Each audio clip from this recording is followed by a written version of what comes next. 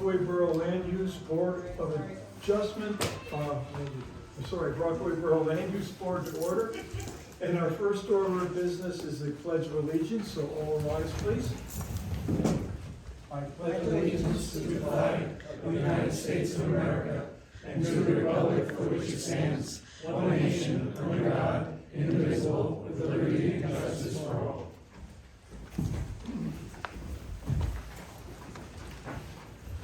The Rockaway Borough Land Use Board Open Public Meeting Act Statement of Adequate Notice. I hereby announce and state that adequate notice of this meeting was provided by the Secretary of the Rockaway Borough Land Use Board by preparing a notice dated January 7th, 2025, specifying the time, date, and place of this meeting, posting such notice on the full board of Borough Hall, filing said notice with the clerk of the County of Morris, and publishing the notice in the Daily Record newspaper. I hereby hand a copy of such notice to the Secretary of the Borough of Rockaway Land Use Board for inclusion in the minutes of this meeting. All of the above being in accordance with NJSA 10:4-6, that's Sequita Open Publics Meeting Act, and I'm Ken Blair, the chairperson. I would like everyone to note that in the event that we have to leave the room in a hurry, there are exits ahead of you to your right or behind you to your left. And that the board has decided no new cases will be heard after 9:30, and we will have no testimony after 10 p.m. tonight. Let me hand this over. May we please have a roll call for who's here? Mary Tom Mulligan is excused. Ken Bearborn. Here. Joyce Fryman. Here. Ron Hanna will be here at 7:30. William Poplar. Here. Mark Hoer. Here. Jim Hurley is excused. Barbara Koch. Here. Janet Leonard. Absent. Bob Schaefer. Here. Kim Rhodes. Here. Chairman Blair. Here. Thank you very much. First order of business of our meeting is the approval of the minutes from the January 7th, 2025 meeting. And we've received copies of them in our packet before the meeting to peruse. So we need a motion.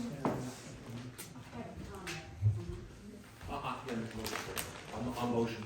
We have a motion. No, there's just one little typo on it. Okay, we'll have a motion to Okay. approve then. Yep.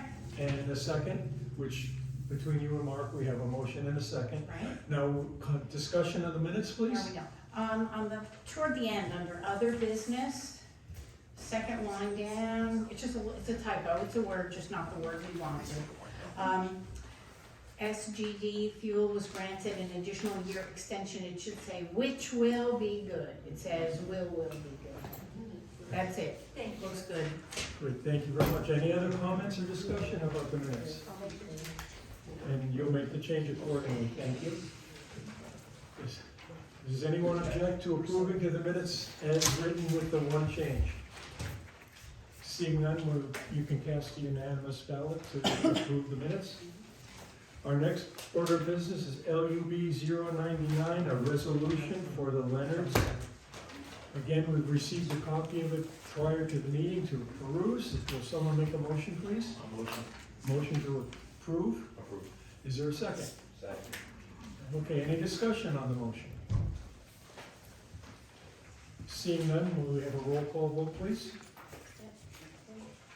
Ken Bearborn. Yes. Joyce Fryman. No, he wasn't. Ron Hanna's not here. Bill Hopler. Yes. Mark Hoer. Yes. Barbara Koch. Yes. Bob Schaefer. Yes. Kim Rhodes. Ken Blair. Yes. So the resolution is approved as written. Thank you very much, sir. You're welcome. And finally, the next piece of business is application LUB 100, Riverview at Rockaway. We have received a packet full of information regarding this. The board members have had a few days to review it, and the board members have all had the opportunity to visit the property if they so desired. And Counselor, we'd like to turn it over to you, sir. All right, terrific. Well, Barbara set me up with that microphone, but not this one. I'm not sure if I'm being picked up right now. You already have a technological issue. Although I usually speak really loudly anyway. So now mine works. And, oh, I've never been asked to speak up once in my entire All right, can everyone hear me all right? Yes. Yes, well, it's my pleasure to be here tonight. My name is John Wichiscala. I'm an attorney. The law firm of Inglesino Taylor. It is a pleasure to be back before the Rockaway Borough Board this evening. It has been a while.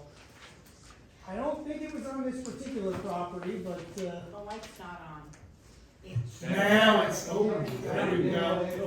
All right, well, I'll just, John Wichiscala once again. Pleasure to be before the board this evening. I represent Riverview and Rockaway LLC. My client is a contract purchaser of the subject property at block, which is identified as block 33, lot 3. It's on Hillside Avenue. This is an application that includes 2 additional lots, block 29, lot 1, block 31, lot 4, which are part of the adjoining Hillside Gardens apartment complex. And my client actually, through a separate affiliate owner, is actually the owner of that subject property. Kind of a weird, I think Mark turns his off. oh yeah, Mike, you need to turn yours off. See if that works. Yeah, Yes. okay. Get them both on over. Very good. So, again, pleasure to be before the board. Back in 2007, 2008, I was in this very room speaking about a multifamily residential apartment project on this very site. Actually, a project very similar relative to size and scope, less units, but the same general building design as the primary building that we see here now. Board approved that project in 2008. It never came to fruition. That project did require a number of off-track easement agreements and so forth that never came to fruition, and the project never did proceed. However, in the intervening years, the municipality changed zoning, recognizing this as a viable location for multifamily housing, as well as affordable housing, and the property was rezoned into an affordable housing overlay district. And that's what brings us before the board tonight. We are seeking preliminary and final site plan approval for a 77-unit multifamily residential project. It is one thing that differs. It's comprising 2 buildings versus just the 1 building that we had back in 2008. From a general perspective, the site is largely compliant with your zoning ordinance. We satisfy density, number of units that are permitted here, majority of our setbacks, impervious coverage, lot coverage, things of that nature. But we do have a number of variances. We do have a D6 variance. That's what, this is a combined land use board, but you're sitting here tonight in your capacity really as a zoning board of adjustment. And that's related to one of the buildings that exceeds by 10 feet or 10% what is permitted in your ordinance. Why do we have that? Because largely we've decided to go similar to what we did in 2008 with a pitched roof design rather than a flat roof design, which would have brought the height down. We'll get into those details as we go forward.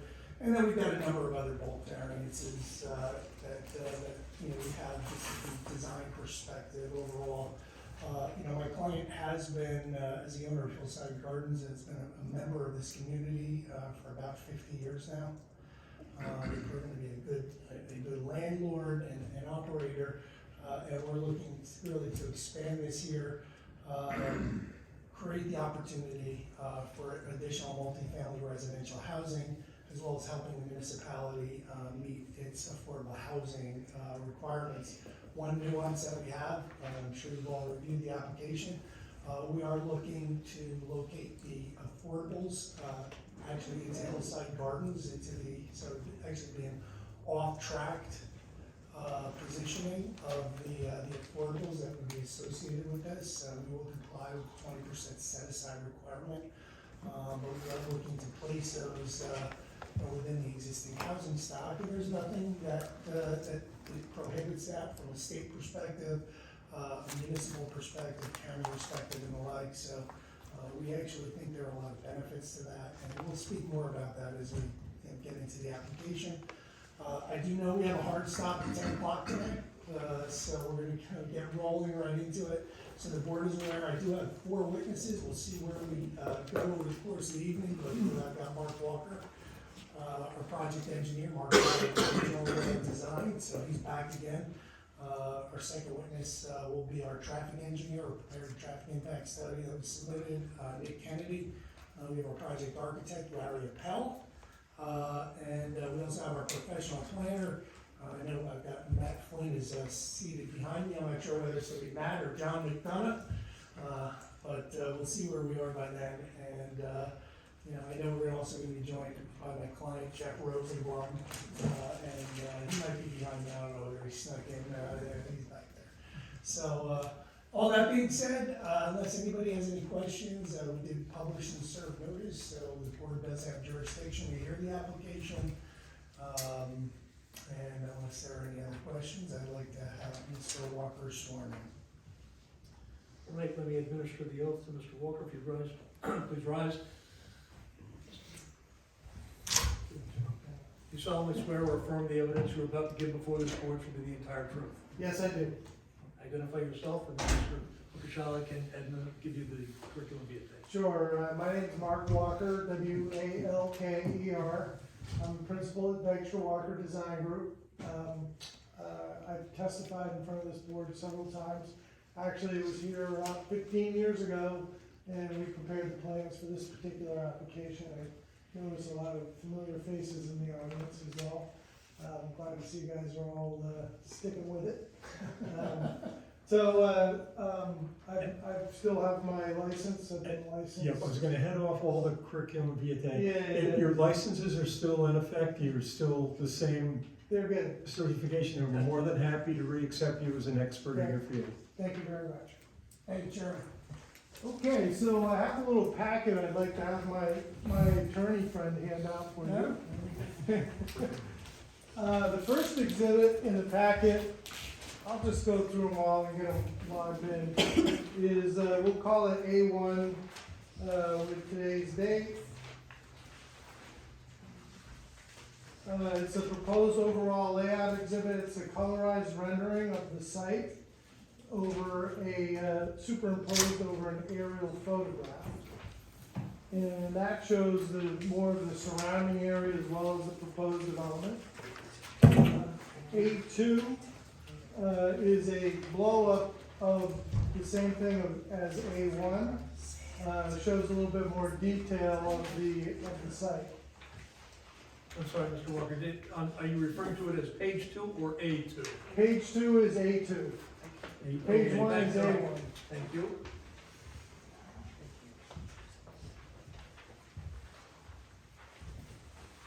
A1. Thank you. And page 3 will be A3, which is a colorized slope map of the site. And that also has today's date.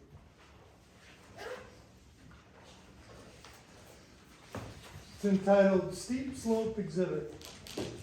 And at A4, which is page 4, is a cross-section through the proposed 2 buildings. So I've got a lot of ground to cover tonight. There's a lot of information. So I'm just really going to dive into it. If you feel that I'm going a little too fast, just let me know, and I can back up and answer any questions as we go on.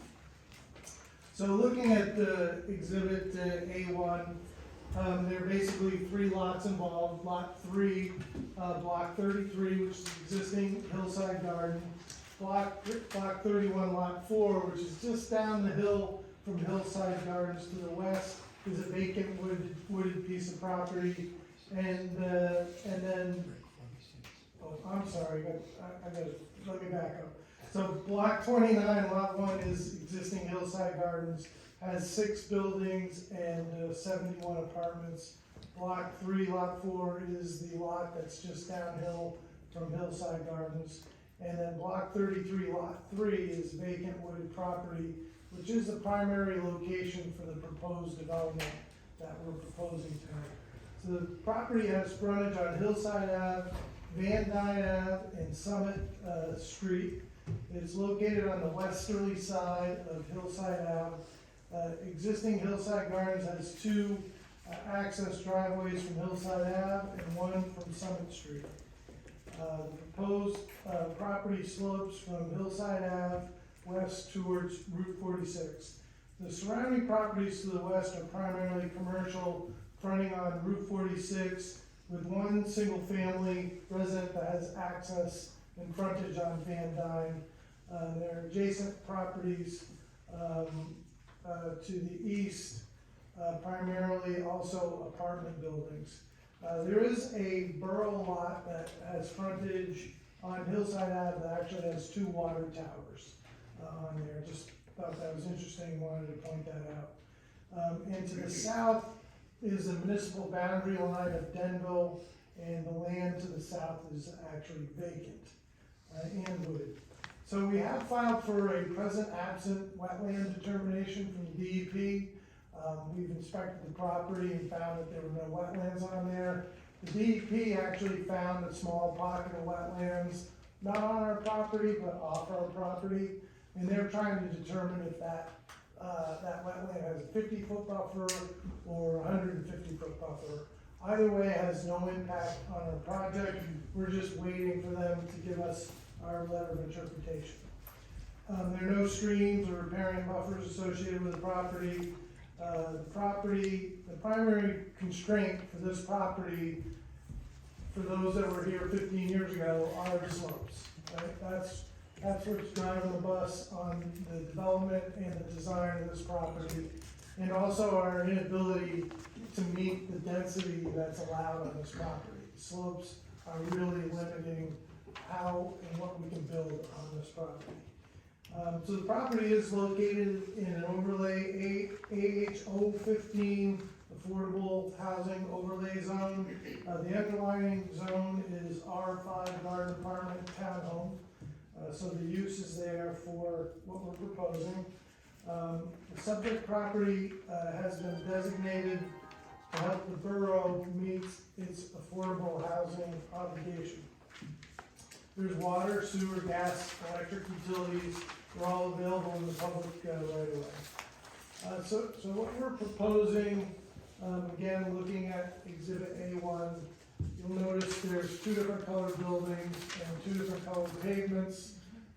So to the east is the existing Hillside Gardens, which are the lighter shade pavement and buildings. And then to the west and south are the two proposed buildings, and you can actually see there's an access road being proposed along the westerly side of the parking on Hillside Gardens, and that's how we're getting access into our site. So the access comes off from Hillside Avenue, enters in through an existing access point to Hillside Gardens, and then we go into a dedicated access road that goes directly to the site. So from the standpoint of trying to separate parking movements and traffic movements, I think we've done the best that we could in this particular instance, creating an independent, dedicated road. So what we are proposing on the site are 53 units in Building A, which is a larger building shown. And in Building B, we have proposed 24 units. So we've got the other exhibit A2, which is a little bit more of a blow-up area of the proposed site development, which is the second page in your handout. So the access will loop around Building A and accommodate emergency vehicles and, if needed, a school bus. Garages and access are proposed on the lower westerly side of Building A. Common parking is proposed between Building A and Building C. Garages are proposed both for Building A and Building B at this level. This is the primary level for accessing the buildings. Once you enter into the building, access will be through the lobby, there's an elevator and staircases, and there are also emergency accesses on both ends of each building. We do have a proposed amenity area that's located on the south side of Building A. We have a patio directly off from the building, and then across the access road, we've created a decking area, which is elevated and overlooks the forest area. There are 6 ADA accessible parking spaces proposed, along with 23 EV parking spaces. 8 of those spaces will be built under the initial phase of the project, and then the remainder will be built in accordance with the law. But we do actually have more make-ready spaces than are required. Each of our 45 garages that are proposed will be EV ready. So each person that lives there has the option of making their garage their own personalized EV charging area. There are 152 spaces are required for both buildings, parking spaces for both buildings under the RSIS requirements. The borough actually has, under this ordinance, has its own parking requirements and only requires 116 parking spaces.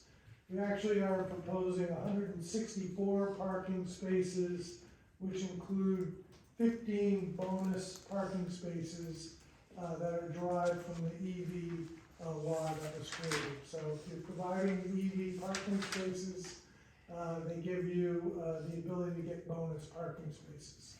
What was the 152 spaces? I'm confused. The 152 is required by the RSIS. Thank you. Right. Okay.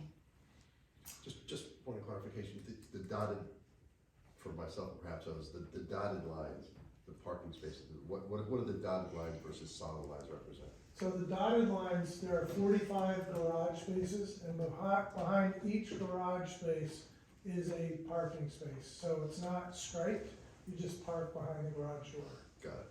So would you describe those as like tandem garage spaces, one to the interior and one would be akin to you parking in your driveway That's behind it in correct, tandem? yeah. So those are both dedicated for that particular unit. And then we also have some tandem parking spaces proposed outside the building. So obviously, we have 45 garage spaces and 77 units proposed for the whole project. So not everybody gets a garage space, but we have proposed an area where we have tandem spaces that allow some units to be able to own both of those spaces or use both of those particular parking spaces. So if you have a tandem space, you can't have somebody parking in the first space and then randomly one of your neighbors parking behind it. So both of those spaces have to be operated by the same unit. So we've created that opportunity as well. Let's see.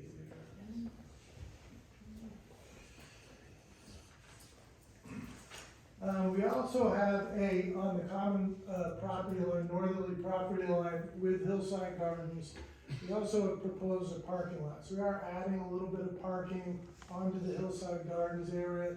And you can see it on the exhibit, the thick white line that goes between that parking lot is the proposed parking line. It's actually the existing parking lot, or actually the existing property line is the light dash line, which is in the same location. We've just simply modified that property line to make sure that we didn't require a variance for building setback for a proposed building B. So we tweaked that property line, put it right down the middle of the parking lot and angled it in such a way that we're meeting all the setback requirements. So those 6 parking spaces on the northerly side of that parking will actually go to building number 6, which is in Hillside Garden.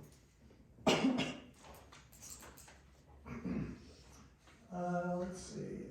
So once completed, there's a minor subdivision being proposed here because of the lot line adjustment. And there's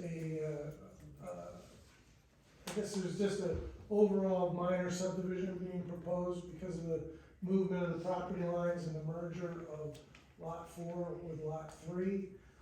So we're gonna merge lot 4 into lot 3. Lot 3, when this is done, will be 8.093 acres, and lot 1, which is Hillside Gardens, will be 5.017 acres.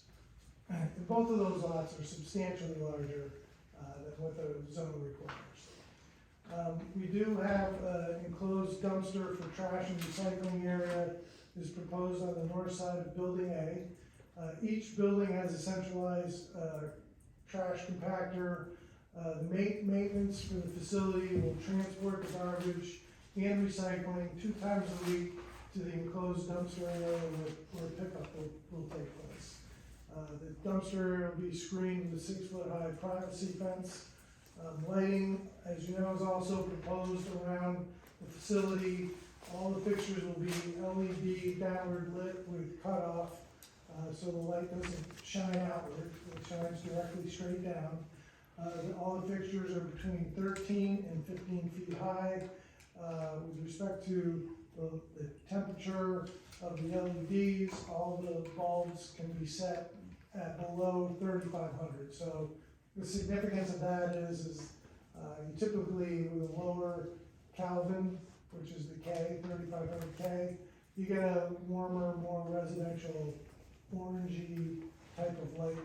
And that's something that the planner was looking for to make sure got into our records. So it's more of a residential warm light fixture.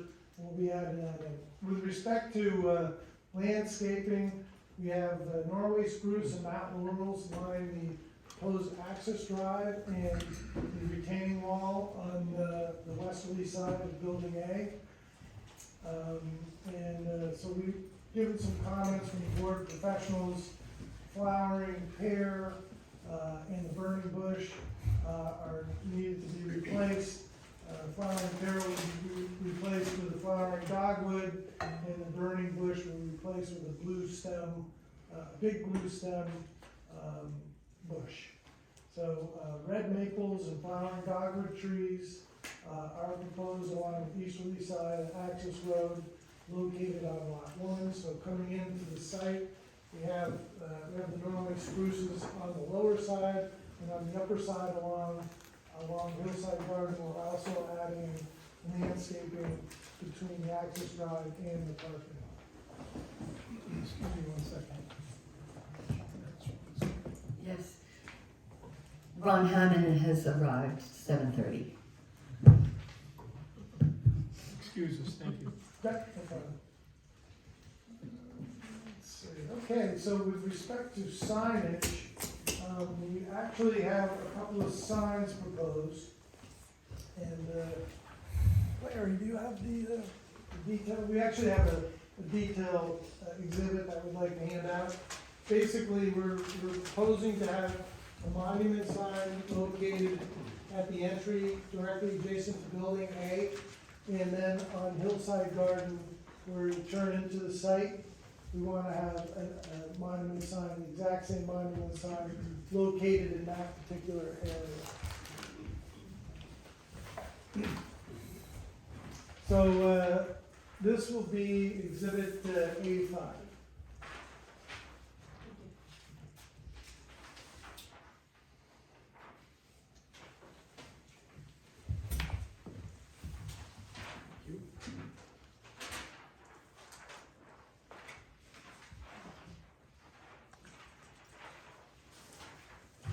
And this is an exhibit because this sheet was not in the plan. It was not, we'll add the detail in the plan. And there's 2 of these. There's 2, that's correct. One at the main building and one at the entry at Hillside Garden. The location of those signs wasn't on your plans that submitted. It was not, we've added those to Just the. wanted to clarify. We added those to the. I looked thoroughly for them. Yeah, we did. It was your thorough look that made us realize, well, we needed signage. So as you can see, it's a nicely appointed brick monument sign, 9'6" wide by 5'3" high. So in the ordinance, there's really no provision for signage. There's only, in a residential zone, it only mentions plaque you can have a plaque on your building, so no specific, sign, so I believe a variance is going to be needed for that. We are also proposing, just looking back at, Exhibit A1, so the monument signs located out here at Hillside Gardens entryway, and then we'll have a small directional sign at the end of the parking lot directing people onto the access road. And that'll just be a small 2x3, nothing, as fancy as our nice directional monument sign. I'm sorry, there will be one or two of A5. Two, One is at the entrance to Hillside Gardens, the second is where? Okay, at the beginning of the right new when building. you enter into the new site. Yep. Thank you. Is this A5? That's A5. Yep. Thank you. With today's date. So water, sewer, gas, and electric will be extended from the public right of way to the new buildings. Electric and gas will be extended down from Hillside Avenue. An extension of the existing water system within Hillside Gardens will serve the new development.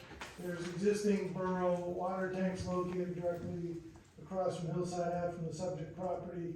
Stormwater will be collected, routed through a lower infiltration basin located along the westerly property line, as you can see on Exhibit A2. This basin will drain through a stormwater pipe and connect into the DOT stormwater system in Route 46. To get to Route 46, and also to get to Van Dyne Road, which is where the pipe will go, we will need an easement across borough property, which is lot 13, block 31. So we'll have to request that of council. There's a steep grade in through here. If we have to go around this property, the pipe will have to be built really deep. So coming across here and connecting into Van Dyne and then out to Route 46. Sanitary sewers proposed to connect into the existing Hillside Gardens sanitary sewer, which is up to code 8-inch diameter sanitary sewer main with manholes. So a sanitary sewer extension permit will be required from the DEP, and also a water extension permit will be required from the DEP. The water line will loop around the building, and the fire hydrant spacings will meet the RSIS requirements.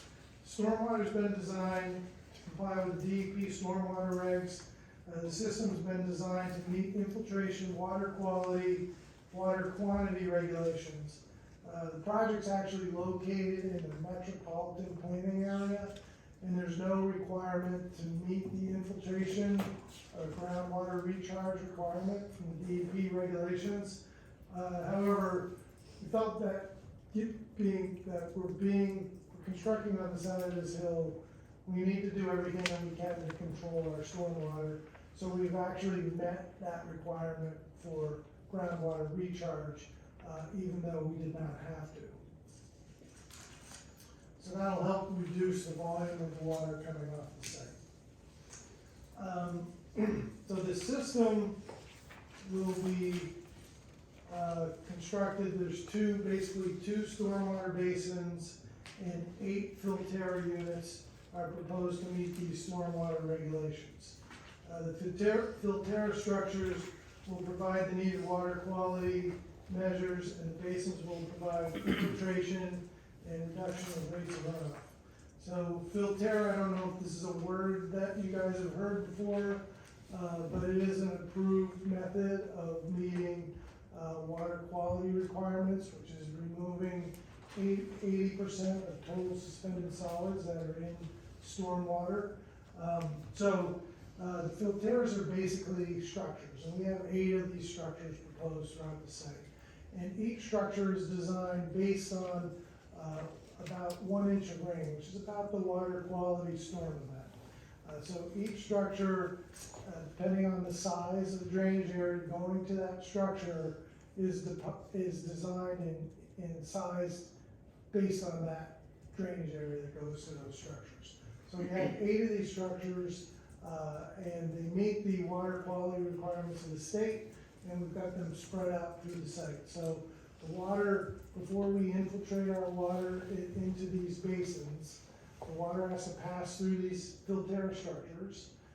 The water's cleaned, and then it goes into the infiltration basin areas. So there are 2 basins, as I mentioned. The first basin is between building A and building B. It contains 1,836 linear feet of 36-inch diameter perforated HDPE pipe. So there's just not too many opportunities to provide stormwater on this site. So we took advantage of creating a flat level area in between the 2 buildings, and that's one of our main horses, if you will, to manage the stormwater. And then once we get into our slope discussion, you'll see that the other flat area is more of a natural area, which is where we have our westerly basin proposed, which is the second basin down on the westerly property line in probably the flattest section of the entire site. Could you point to the first basin, please? The first basin is located directly between building A and building B and runs in between the 2 parking areas. It's under the parking lot. It's in the big one. Go to the 3rd sheet. Okay, so with respect to earthwork, we're doing a lot of cutting, we're doing a lot of filling. We basically have balanced the earthwork on this site. We're proposing that 1,110 cubic yards of soil needs to be imported into the site. So there was a comment in one of the reports that we need to notify the borough as to the truck route. At this time, we don't know what the truck route is. So we would ask that when we get to that time, that we'll give the borough fair notice of where we're proposing to get the fill from and what the route is to get to our site. Fortunately, we're right off from Route 46, so we're not gonna be going through a lot of residential streets in order to get there. We do have some significant tree removal. The site is all wooded. We've calculated that 497 replacement trees are required. The number's a little bit different than what was on the plan. There were some comments about providing other areas where there were some utilities and recalculating that number.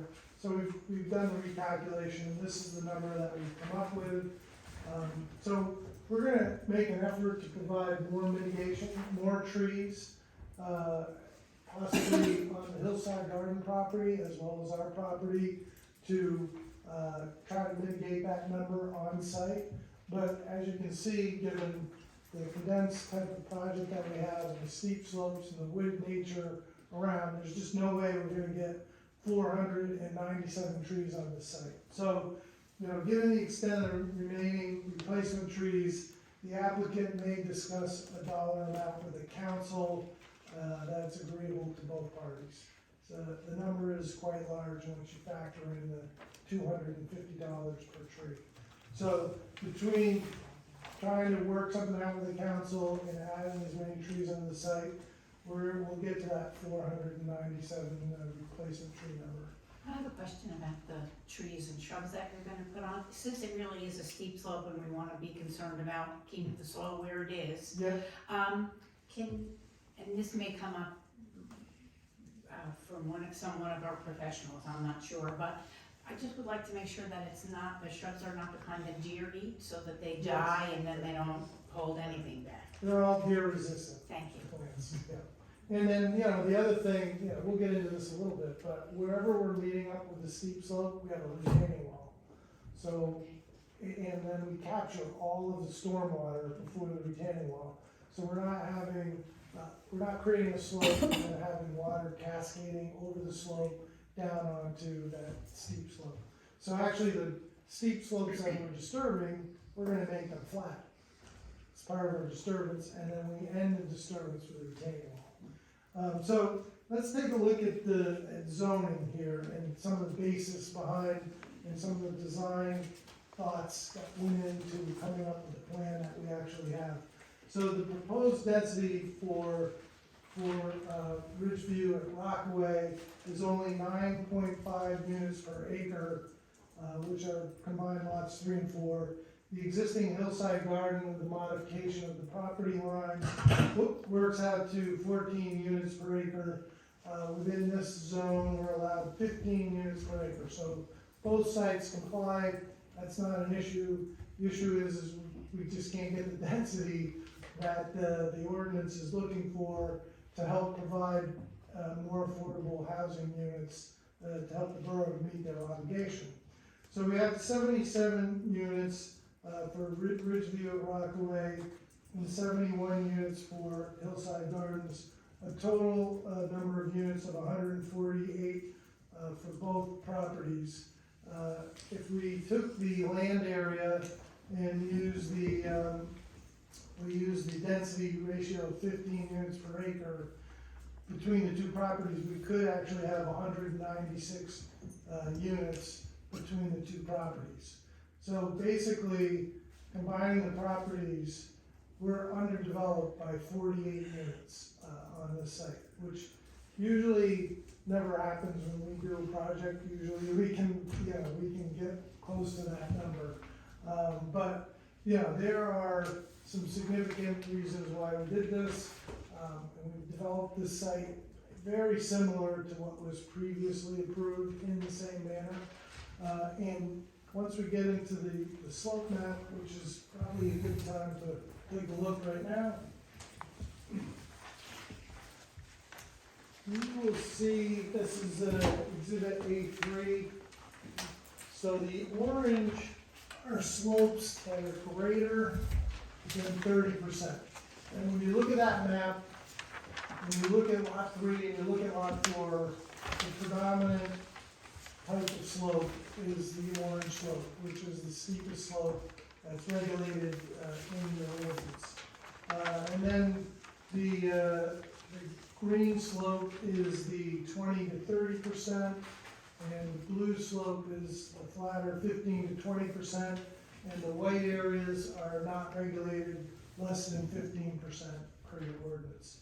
So, as you can see where the proposed building is located, and where that lower stormwater basin is located, it's predominantly in the only areas where we have the blue and the greens and the whites, and less of that orange color. So you could see graphically, just by looking at this map, we've picked the best places to develop this property. And that was our argument 15 years ago when we came in with the previous development plan. So we've done our best to minimize the slope disturbance on the site, but we do need some relief from that. I just want to quickly go through the numbers to get them on the record.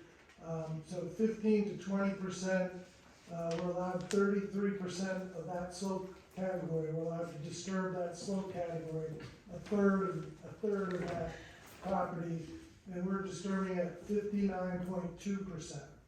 So the previous application that was submitted, now granted it did not include lot 4, but that variance was granted for 84.5%.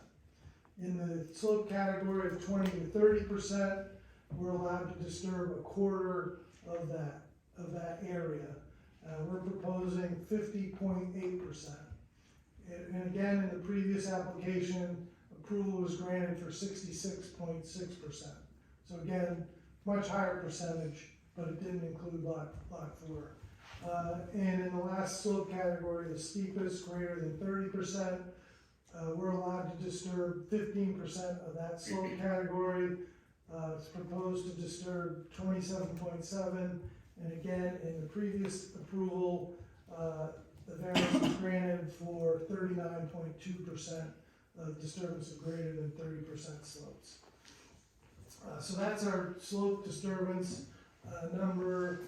I'd like to go back to exhibit A2. Next variance that's required is the number of units per building. Number of units per building allowed is 30, and we're proposing 53 in building A and 24 in building B. So we comply with building B, but building A is the area, if you recall from the slope map, that has all those flatter slopes in it. So we need to take advantage of that, in order to, get closer to the allowable density. Again, we're coming up 48 units short, in the density. So the building height is also a variance that's being requested. We are proposing 3 stories, and I'm gonna show you an exhibit, which is exhibit A4, and you'll say, oh, there's 4 stories in that. Well, under your ordinance, you're actually, one of the stories, the lowest story, is not considered a story, because most of it's underground. So that's not considered to be a story above grade, so technically, under your ordinance, it's a 3-story building. So the building height for building B is 49.8 feet, and for building A is 53.7 feet. So variances are required for the building height where 45 feet is allowed. So let's just take a look at exhibit A4, which shows how we get down the slope and what's triggering the need for a building height variance. So if you look at exhibit A4, on the right is building B, and on the left is building A. And you'll see building B on the right side is 3 stories, and building B on the left side is 4 stories. We have a garage and then 3 dwelling units. And then on the right side of building A, we only have 2 stories exposed on that side. And then because of the grade, we're actually stepping down 2 stories to get to the back portion of the building where our garages are located. And that has 4 stories exposed on that side. So both on the left sides of these buildings, we have 4 stories exposed. So we're looking at making up about 69 feet in grade change across this cross-section. So from the top of the retaining wall to the right of building B, we have a couple of retaining walls, and then we're using the building to help drop and break the grade. So we're burying the garage, and we come down another story, and we come into our flat area, and then underneath, between the 2 buildings is where our stormwater system's proposed for the pipes on the upper basin. And then we drop down 2 stories to get to our garage. So we're using the buildings to basically drop 3 stories of elevation. And then we have retaining walls on the right side that are in cut. And then we have a retaining wall down on the left side, on the low side of building A, that's proposed at 17 feet, which is in fill.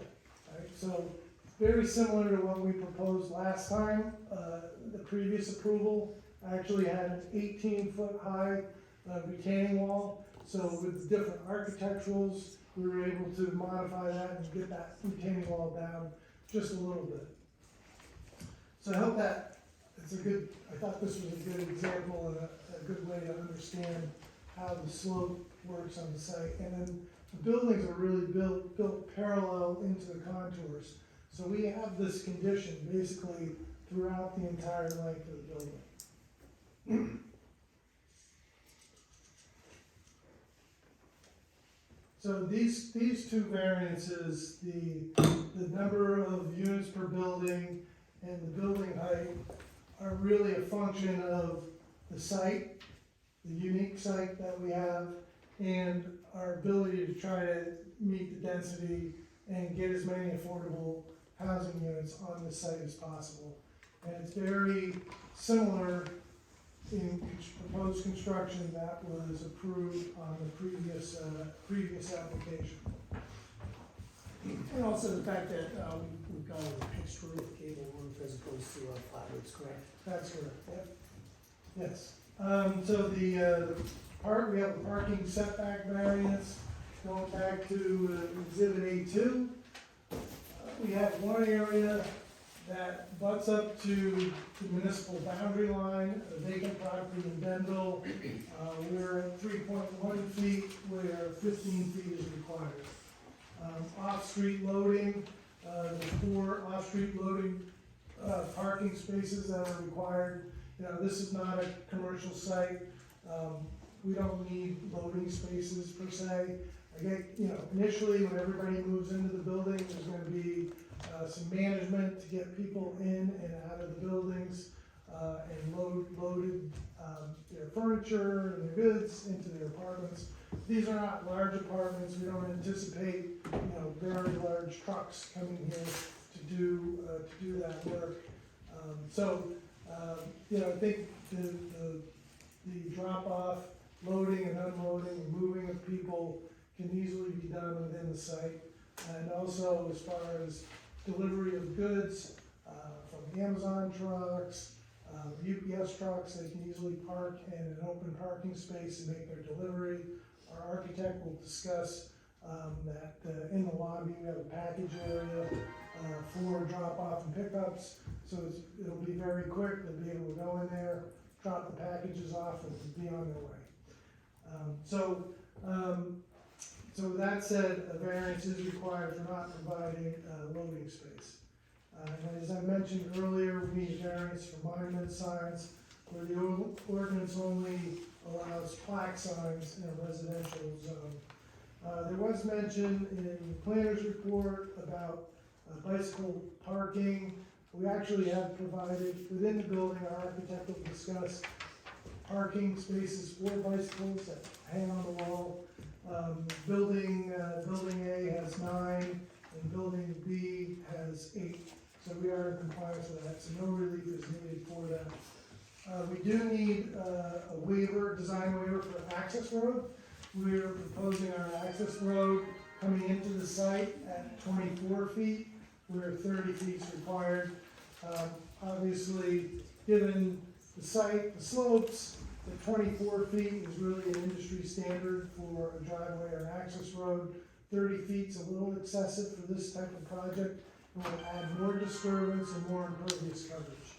And this has been reviewed by the fire department as well, correct? That's correct. And they found accessibility for, sorry about that.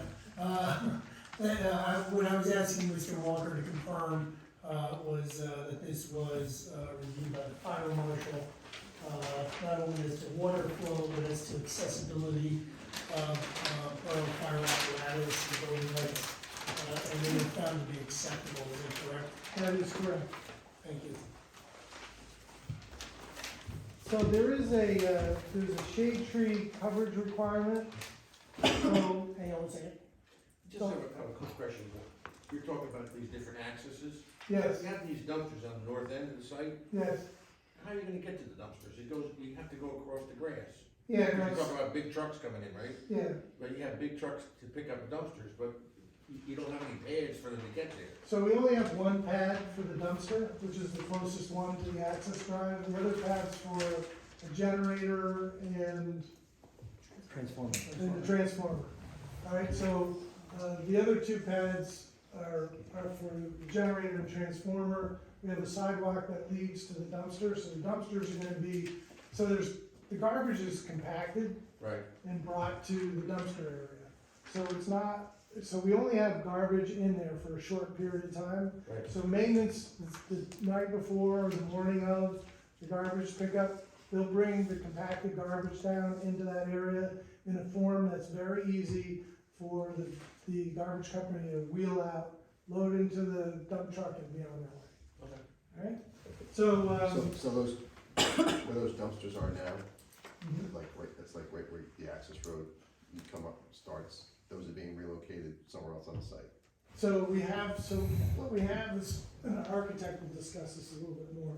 We have a faux garage area proposed on the westerly side of both buildings. Yeah, I'm talking about back here, Existing. back Yeah, here, right. Hillside garden. that's where they are now. No, this is proposed for our site. I'm not, I know what you're saying. yeah. I was there we're- today, there's dumpsters there. Yeah, we're at Hillside Yeah, they'll be Gardens. relocated, yes. Where? They'll be I guess relocated. that's the question. Yeah, you'd have to- We're not, yeah, we need to have Jeff Sorry. sworn in then, Yeah. can you speak? Well, Jeremy, is that okay? Can we just have him address this question? Sure, of course. Yeah, once you need to be sworn. And just identify yourself, please. Jeffrey Rosenblum, Apex Property Group. So you're a principal. Yes. Okay, and you, Yeah, we I'm just, the, I'm the manager of the site and and a member of the board asked about the current dumpster that he observed when he went to visit the property. yeah, you know what, this Ones in doesn't show. Hillside Gardens. This doesn't show. Yeah, flip it over. You need the existing conditions survey. So we're looking at the plans that show the existing properties. Yeah, here. So they would be relocated here, outside of, you're saying, there are dumpsters right here. So, Yeah. It so doesn't the show current, that. the current dumpster would kind of be in the place, in the way where the road would be going. Yeah, it's really not, actually, it's actually closer to, in line to, with building number 3. Okay. It's actually right around here, there was a little bit of a box made out of the curb, and there was gravel put down, and that's where the dumpsters will be. There is a dumpster here that we keep long-term, a 30-yard dumpster for move-outs, move-ins, so that will probably be removed from the property, and will, just be gone, and we'll have to depend on the existing garbage, as much as we can. Is that Thank you very much. sir. sufficient? Thank you. Is that depicted on the site plan as submitted? It is not, no. No, that's, We'll have to show it. Okay, I would just confirm no tree, or, it's consistent with your landscape and everything. Okay. They were proposing it, but there's a tree there. So moving on with the waivers, there is a shade tree coverage ordinance. I read this, my guy James, this, and we can't make heads or tails of it, so for lack of a better word, we call the ordinance shady for the shade tree coverage. So we couldn't understand, we'll have to discuss with Golda on how to calculate how many shade trees we need within the parking area. We believe we'll be able to comply with it, but I can't figure out how many are needed, so we're gonna need your interpretation of that. And then the retaining wall, that I mentioned, maximum wall height is 6 feet, and we have a wall that's 17 feet proposed. So the minimum wall height is 6 feet and the maximum is 17? We have less than 6 feet. Yeah, we have a 17-foot wall. 6 foot, once you go over 6 foot, you need a variance. Got it. Or a waiver, design waiver. So, just, Mark, do talking, you think you can show the board where these walls are on the site and Sure. where the 17-foot high wall is in particular? yeah, And how how visible. many of these walls there are at that height? Because if you look at the site plan, there's pretty much walls going all the way around. So just a little more explanation on that would be very helpful. So, we're exceeding the 6 foot height, basically, along this access road, and then it maxes out to a 17-foot height, behind this parking area. And that's the same location where we had an 18-foot wall originally proposed. And then in the back, The original application. in the original application. And Mark, so just to clarify, so this access drive that you're saying behind the building, that's on top of the wall, is that correct? You're not looking up at a 17? That's correct, the wall is lower than the parking lot. So you're standing on top of it and there's some sort of Right, security on top of it? there's a guide rail on top. Okay, great. Yep, absolutely. And that wall continues all the way through. Again, that helps, make sure that we don't have an erosion problem, right? We've ended our disturbance with the retaining wall and curb, we're picking up all the storm water. There's no chance of having an erosion issue with that particular design. And then behind building B, we have a 5-foot wall, and then an 8-foot wall is above that. So that's a tiered system? That's a tiered system, yeah. So in that now we're going the other direction up the hill, so on that side, you would be looking up at the wall, is that correct? Yes, those units could see that wall, that's correct. Are you proposing landscaping or any Yeah, other we- measures there to mitigate the height of the wall and the visibility of that wall? Absolutely, we're gonna have landscaping in between the two walls. So they're spaced far enough apart to accommodate, Yes, definitely, they're about 10 feet apart. okay, so great, they have adequate spacing, thank you. When you say the wall, when you say where the wall is visible to the units, it's maybe around the first floor or ground level is the garage, and then you have what's For your. building B, Yeah, you have your first true habitable first floor, which we'll call it story number 2 for this point being. How tall does that wall hit until, that wall is 5 feet high. okay, so the visible part of the wall is really just kind of the ground. Look on page 4. Okay, you can see on the cross section, Which which is exhibit A4. The first and second floors, we're looking directly at the wall.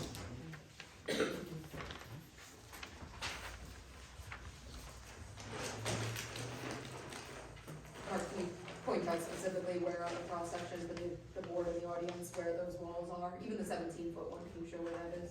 Okay, yes. They're not specifically called out. Starting to the left, we have the 17-foot wall. We have two stories of rise. We have a common elevation between building A and building B. We have our parking area, which is buried, so the grade comes up again, and then we have our 5-foot high retaining wall. We step back, and then we have another wall that's 8 foot high. The step back is earth? So this is a retaining wall here. Right. And this is a retaining wall. What's the step back? And this is a, What's that made of? that's an earth slope, relatively flat, and we'll have landscaping in it. It's 11 feet high, not flat.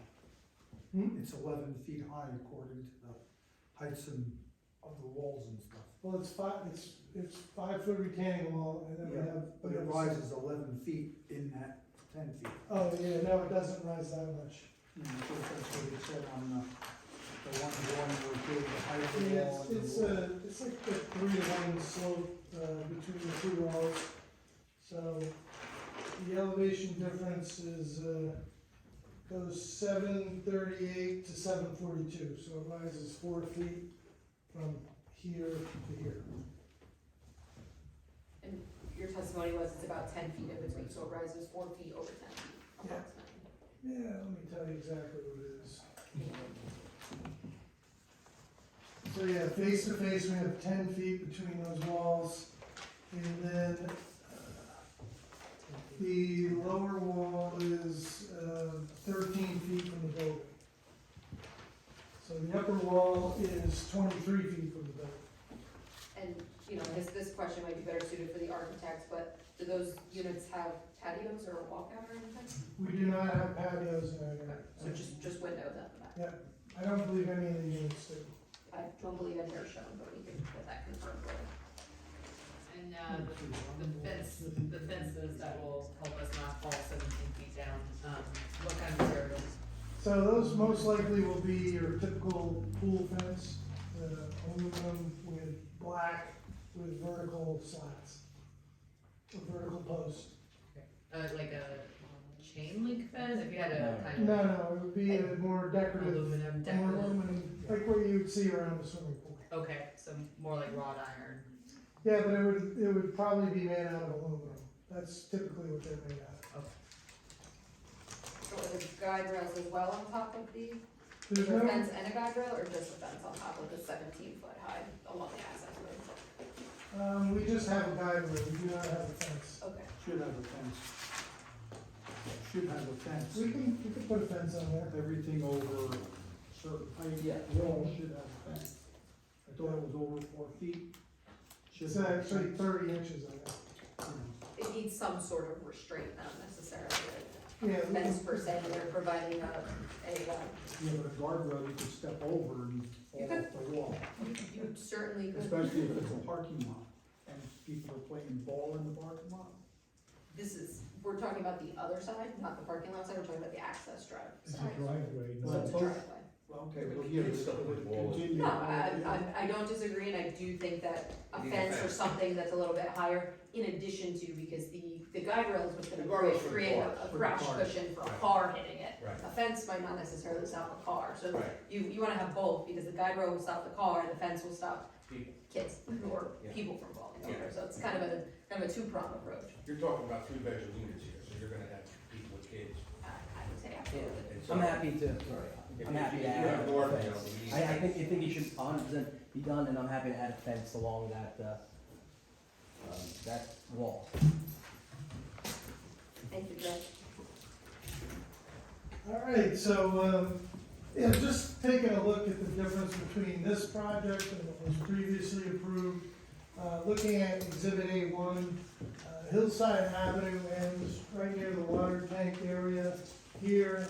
Under the original application, there's a massive hill to get from here up to the site, which is what we designed. That was the only access point that we had to get to the site. The previous developer, he has frontage on Hillside Ave, but he didn't have access through Hillside Gardens. That created a massive 15-foot cut through the mountain, massive retaining walls, incredibly expensive, and one of the reasons why that project never got built.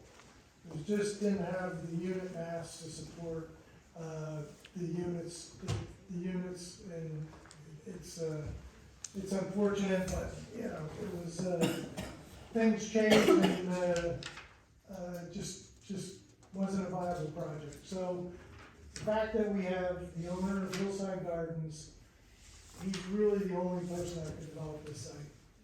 To get access through his site, which is relatively flat, to get back to, this particular piece of property it's a perfect fit. So, actually quite fortunate to be able to, reinvigorate, this particular project. So at any rate, let me move on with the reports. I'm not gonna go through every single comment. What I did was I just kinda highlighted the ones I thought maybe needed discussion. You know, if Sam or Golda wanna discuss other points, I'd be glad to talk about it.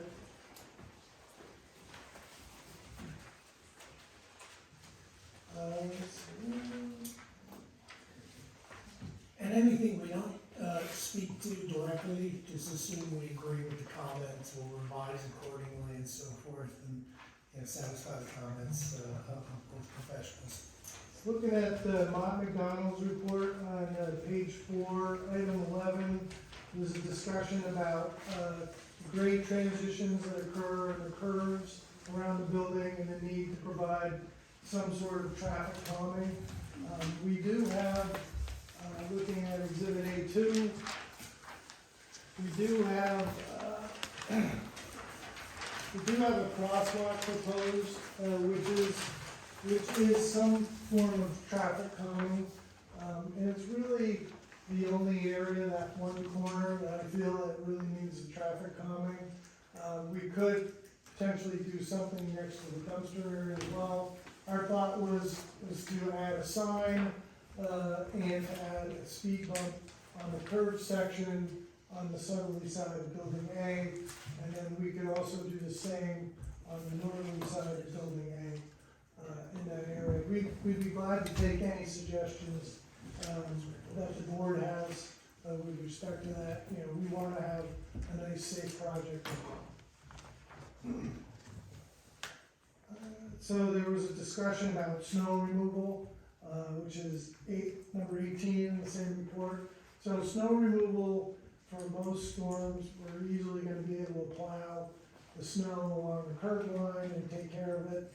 If we get a major storm event where we can't handle the snow on site, the snow is gonna have to be loaded into a truck and taken away and placed away.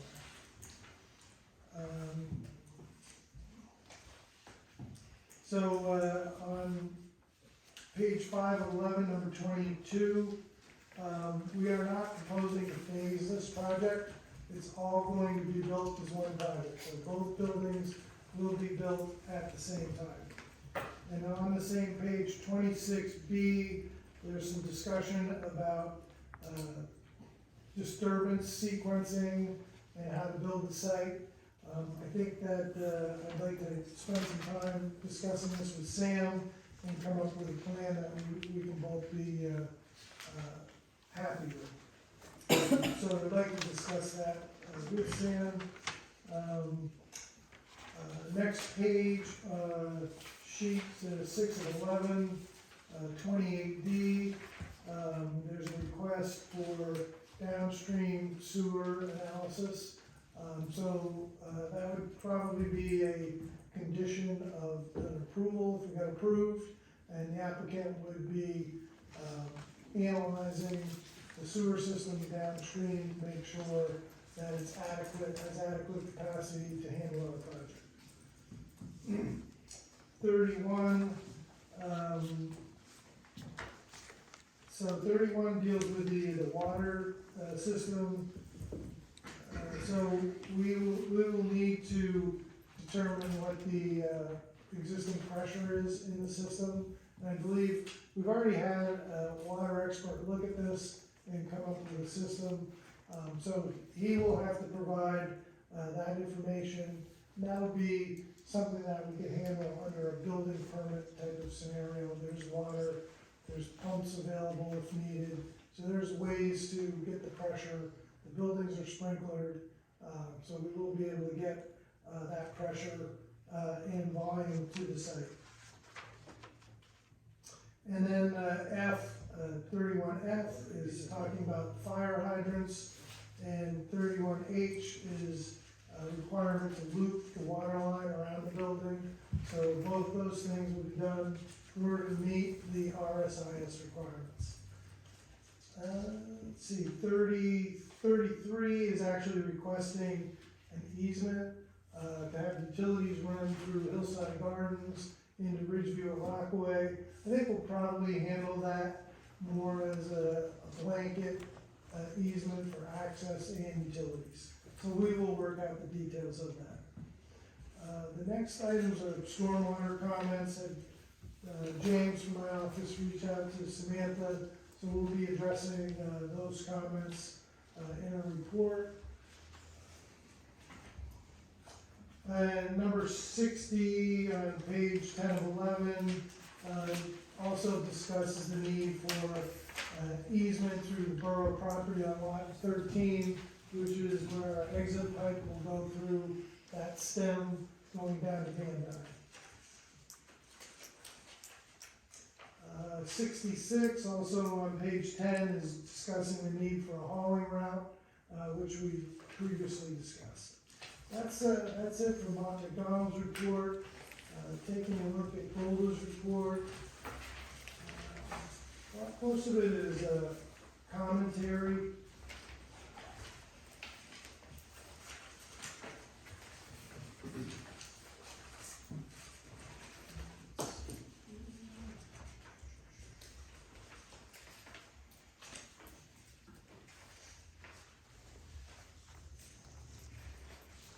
Let's see, 5 and 6 on page 12. 5 is about the signage, which we addressed. 6, we're showing some floor areas for individual units on our plans. We need to modify those to make sure they match the architectural plans. Our building footprints are identical. We've taken their CAD file and placed it on our building. The building matches perfectly. It's just a number related to the individual size of the units within the building.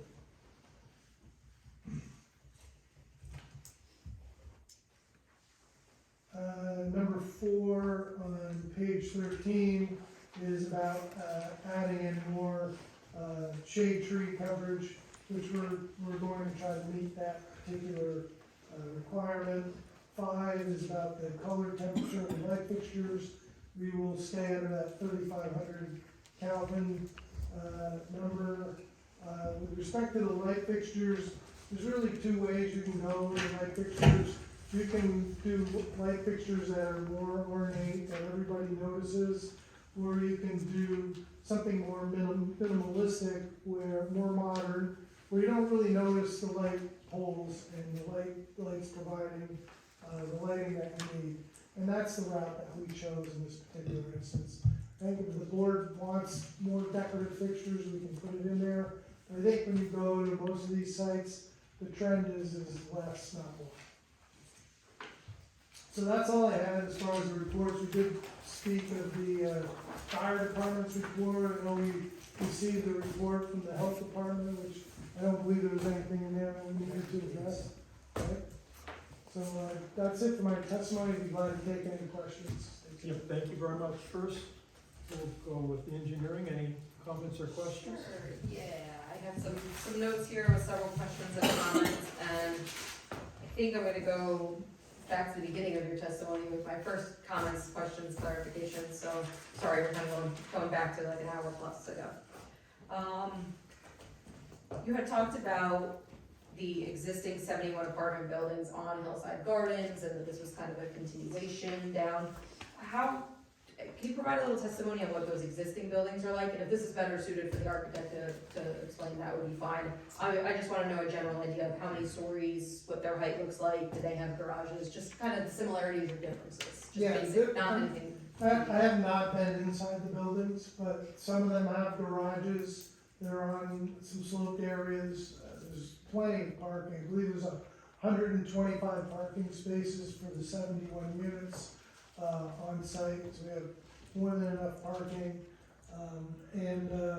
You know, the units, some of them are similar to what we're proposing, where on one side it's 1 story and on the other side it's 2 stories. You know, Larry probably could add a little bit more detail to that, but that's my general feel for that. So, but the highest number of stories, do you know what that is of the existing? I don't, I believe it's 2 stories. That's no problem, we can get that later from the architect. Talking a little bit more about the site and where it's situated, kind of in Rockaway Borough here. You did note that there is quote-unquote frontage on Van Dyne. Can you kind of show that to the board and explain that? And is Van Dyne a residential street in nature? Yeah, residential is a substandard residential street. Can you just point that out for the board where Van Dyne is and where the quote-unquote frontage So is? Van Dyne crosses Route 46, and then there's a smaller driveway that comes and services. It ends at this residential unit, block 33, lot 1. It's basically topographically separated from our site from the top of our site, 10, 20, 30, 40, 50, 60, 70, 80, 90. It's about 100 feet lower than where we're parking our lowest car. So although there's frontage on Van Dyne, there is no access of any sort or there's no impacts, there's no cross between the 2 sites from Van Dyne onto the property? No, it's topographically separated. Got it, okay. But there will be a utility running that way? There will be, yeah. Yes, just chime in a second. Are you on Van Dyne, the travel way is barely width of a car. It's a driveway essentially. Are you going to install the storms, so you're gonna clear trees to install storm sewer, you're gonna store it in the travel way? What's that road gonna look like afterwards? Yeah, we're gonna put it in the right of way, and we're gonna build it on the edge of the travel way, so we don't disrupt access to the site. So is your testimony that the existing drive will be maintained? Correct. And if you needed to disturb it for any reason, would it be? Is it even paved? Is it? No. Maybe at one time, Billy's shaking his head, I think maybe at one time I it was turned to paved. go up there, I said, I'm not going up there. No, I would recommend, maybe at one time it was paved, no, always gravel. It's only paved in maybe 10 foot. 10 feet. That's a detail for later, but. No I problem, mean, but, they're so the gonna- testimony is it won't be disturbed, and anything that's disturbed would be restored in kind. You don't That's have any Yeah, proposals but to it's that improve in that. kind, it's dirt. It's dirt. So it's gonna be ugly. So I think we need to think about what we expect for the final product. Yes. There's one there, Yes. one dirt. It's up, it's way up at the end, it's not up, it's at the end of the right of way on block 33, lot 1.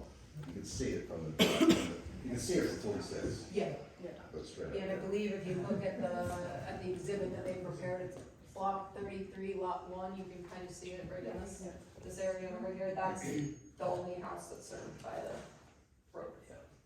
So I just wanna point that out, that I think you just need some, Yeah, and I think that's something, you know, the applicant can consider what some restoration, improvements. some restoration details. Yeah, and some maybe improvements that can be offered to that area. Where, you had some testimony regarding an off-site wetland pocket that was found by the DEP. I did check GeoWeb, I don't see that anything was mapped, so can you point out like what proximity that is? Roughly. We think it's, down here. Okay, I'll get it done. Yeah, down by Van Dyne, block 3118, might be in that area. Okay, so under the worst case scenario, wetlands have a 150-foot buffer off them, so would 150 feet impact any of the site improvements? It might creep onto the property, but it's nowhere near where we want to develop. Where you want to develop, okay, so you don't feel that there's going to be any restrictions from the wetlands, even if it has the most restrictive buffer of 150? The only thing we may need to do is get what's called the statewide general permit number 2 for our utility line crossing. That's the one we were just speaking about in Van Dyne, is that In correct? That's Van the Dyne. only thing that's probably impacted by that. That's correct. Okay. And again, you said you were in the process of getting an absence presence or a full LOI? Just a present absence. When we originally did the application many moons ago, we received letters of interpretation from the DEP indicating that there were no wetlands on the property.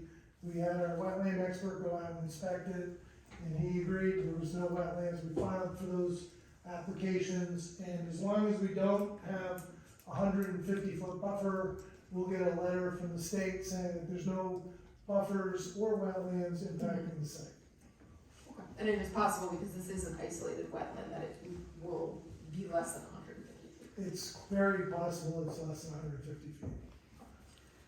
While on that same topic, I know we talked about the DEP permitting for wetlands, we talked about DEP permitting for, what's called the treatment works approval, that's for the sewer extension, the water main extension permit, and those are both necessitated by the number of units and the amount of flow that they generate. So those are 3 permits, outside agency permitting. What other outside agency permitting? Soil erosion, Morris County Planning Board, which I believe we have.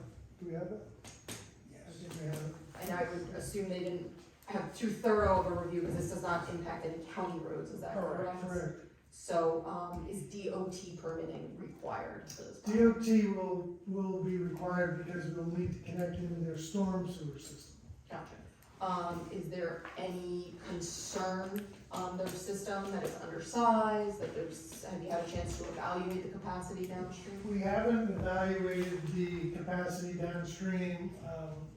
We are connecting into an 18-inch concrete pipe into Route 46, which has a decent pitch to it, so it can handle a tremendous amount of flow. The next set of storm drains down, the pipe jumps up to 24 inches, so I think the worst case scenario is we might have to go down a little bit to connect into the 24-inch pipe. But we're gonna make the submission to the DOT and see what they want first before we. And understanding that any, such approval would be conditioned upon getting that approval and following the requirements they have, is that correct? That is correct. Okay, great. Got any questions? Regarding the storm, though, they have to retain a certain percentage of the. Yeah, of course, they have to meet the current stormwater regulations to the full extent. If you look at the Mott McDonald report that we put together, and, I just wanna point out, the report is long and there are a lot of comments. It's a big project, a project this size is going to generate a lot of comments. The stormwater is probably the largest section on this report. I will say that we've had a chance to discuss it with our engineers. I don't feel that any of my comments are a fatal flaw in their design, that they can't meet the regulations, the peak reductions, the infiltration recharge, all of that. These are all just modifications that need to be met so they completely meet the standard correctly, apply all the regulations, meet the best management practices and the like. So, and Mark, you've had a chance to review the comments, and we spoke with James from your office as well. Do you have any concern that you, would not be able to meet these comments or address them in any way? No, not at all. And I mentioned earlier in my testimony, we're in the metropolitan planning area. We don't have to infiltrate stormwater.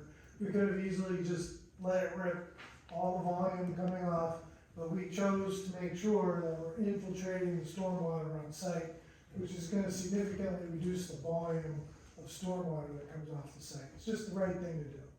The only question I have for you and for them is that, and we've asked everybody with these big plans before, is that there's all these pipes that are underground, right?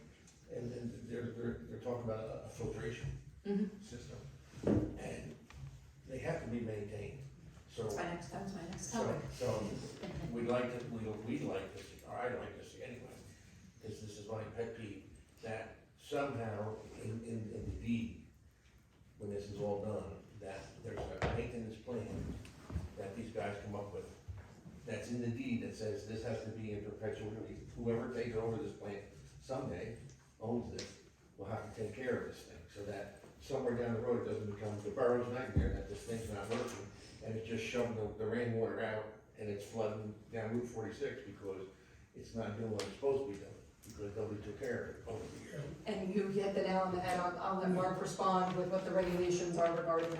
Yeah, and I will say, he can speak to the regulations, but we would absolutely expect to record we usually call it a deed of declaration, and we have the O&M manual. Assuming when it's approved, I'm not sure, I can't recall if there are comments, but whatever the final form of that O&M manual, which will set forth all the obligations for the maintenance, et cetera, we record it, as I call it a deed of declaration, and we actually append the final signed sealed report to that, and it gets recorded with the county, and we'll reference the block and lot numbers, et cetera, so it puts the world on notice.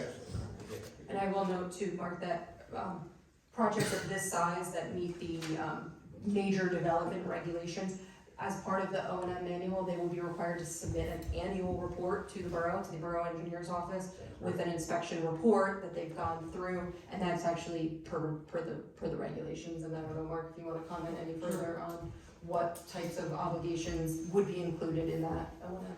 Sure, so the stormwater structures, infrastructure has to be inspected once a quarter, and every time it rains 1 inch or more, right? So there's inspections done, there's gonna be an inspection sheet that's created. That gets put in the operation and maintenance manual.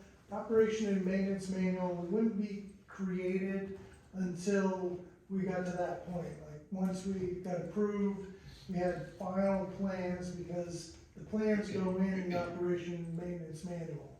And it specifies exactly what needs to be done in that manual.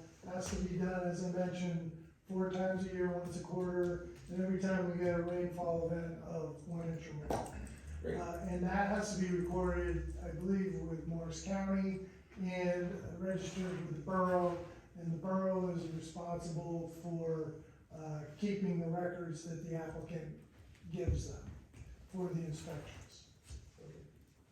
Does that help satisfy your concerns? So related to that? who has to actually perform the inspections? So it doesn't specifically say who has to do it.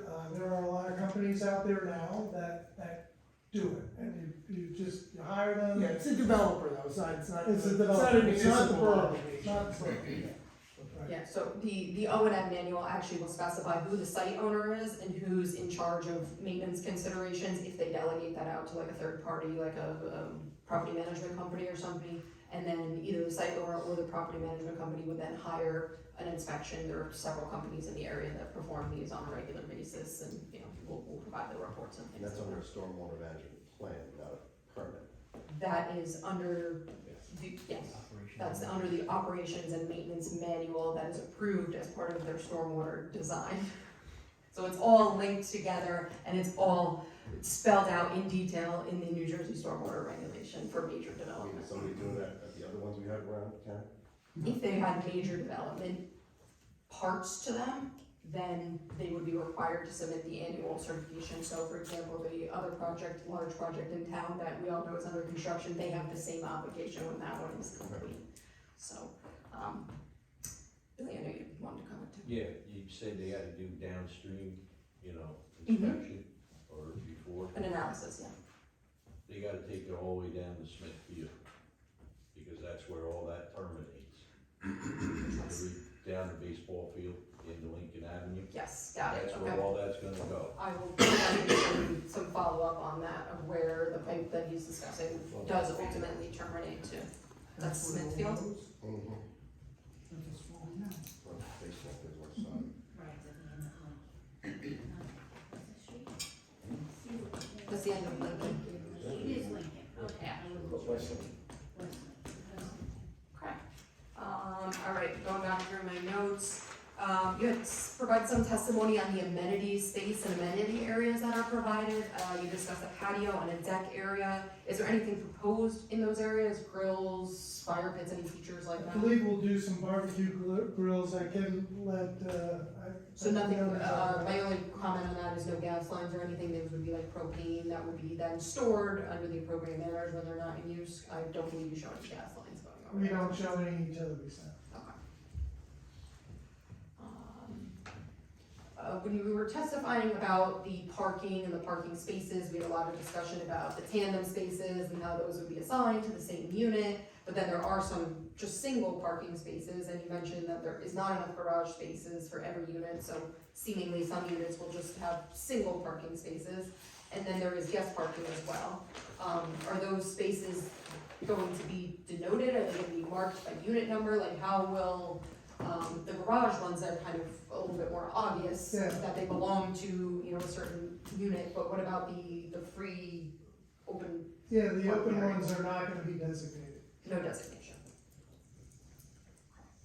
And how will, who will be in charge, I guess, of managing parking and making sure that parking is enforced, that, you know, people are parking where they're supposed to, and if there is an issue, somebody shows up and says, oh, there's a car in my tandem space that's not supposed to be there, and now I'm blocked in, who's the mechanism for enforcing? Yeah, so there's a management, person who's gonna be on site, and he'll be able to handle all those questions and comments and make sure the site runs properly. Okay, someone who lives there? I don't believe he's gonna live there, right? And all tenants would be given the contact information for either the company or Yes, someone, correct. the building super will call them, so they can call at any time. Great. You had testified, and again, this was a while ago now, but I think it would be helpful if you could show perhaps on the exhibit the minor subdivision or the merger that's being proposed. So which lots are being merged and where will the new line be? Just kind of a little bit more clarity on that division between the two properties. And then my final question related to that is, they will or will not be in the same ownership? They're gonna be in different ownership, that's that's what I understand. So we have the Hillside Gardens lot, which is this white line, and then it goes into a dashed line into here, that's the existing line. So when we get to the corner, adjacent to Riverview or Rockaway, we are going to modify that dashed line, and we're gonna construct this white line, in there. So that's the modification of the property, and then we have lot 4, and then we have lot 3. So the common property line between those two will be removed, and those two lots will be merged as one. So when we're all done, we're gonna go from 3 lots to 2 lots. Was your testimony earlier on the county permits that the county permit was not needed? We filed a county application. Okay, so, okay. I believe their response was, we don't impact any of their systems, and they gave us approval. Regarding the testimony on the dumpster, trash, and recycling, I know we talked about how the mechanism would be handled. Your testimony was that garbage would be taken out 2 times a week to the dumpster area. If it's found that 2 times a week is not acceptable, is the applicant amenable, agreeable to, you know, increasing the number of pickups? We'll if that's obviously necessary? increase to meet the needs, for sure. Of course, I would expect when the building first opens and everybody's moving in with all those boxes, that there will be a lot more pickups, in those beginning days. Okay. Regarding the monument signs that are proposed, and I understand you're seeking variances since monument signs aren't discussed in this zone.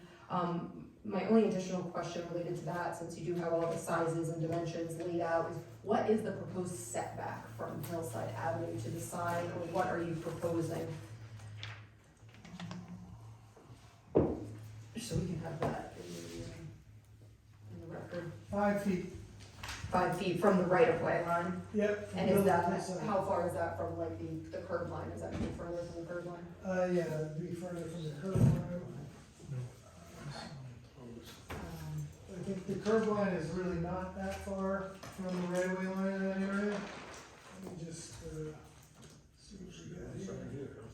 It's actually the width of a sidewalk, so it's probably, At least 9 feet, another 4 foot wide sidewalk. actually 60 scale, so it's more than that. Looks like it's about 7 feet, so it would be about 12 feet from the curb. Great. Oh, we're on signage. That's the bridge. Oh. You're gonna have to ask. It's not Mary really that. rigged of you, but that is a point well taken. I certainly hope you don't use this as yours. The name will Better be make spelled sure we correct on don't future send around revisions. to the sign company. Good pickup. Okay, back to stormwater, I know we talked a lot about it, so, and I know we discussed in detail how the upper system, we'll call it, the one that's in the parking lot, is underground, and then it gets piped into the lower basin through an easement, down Van Dyne ultimately.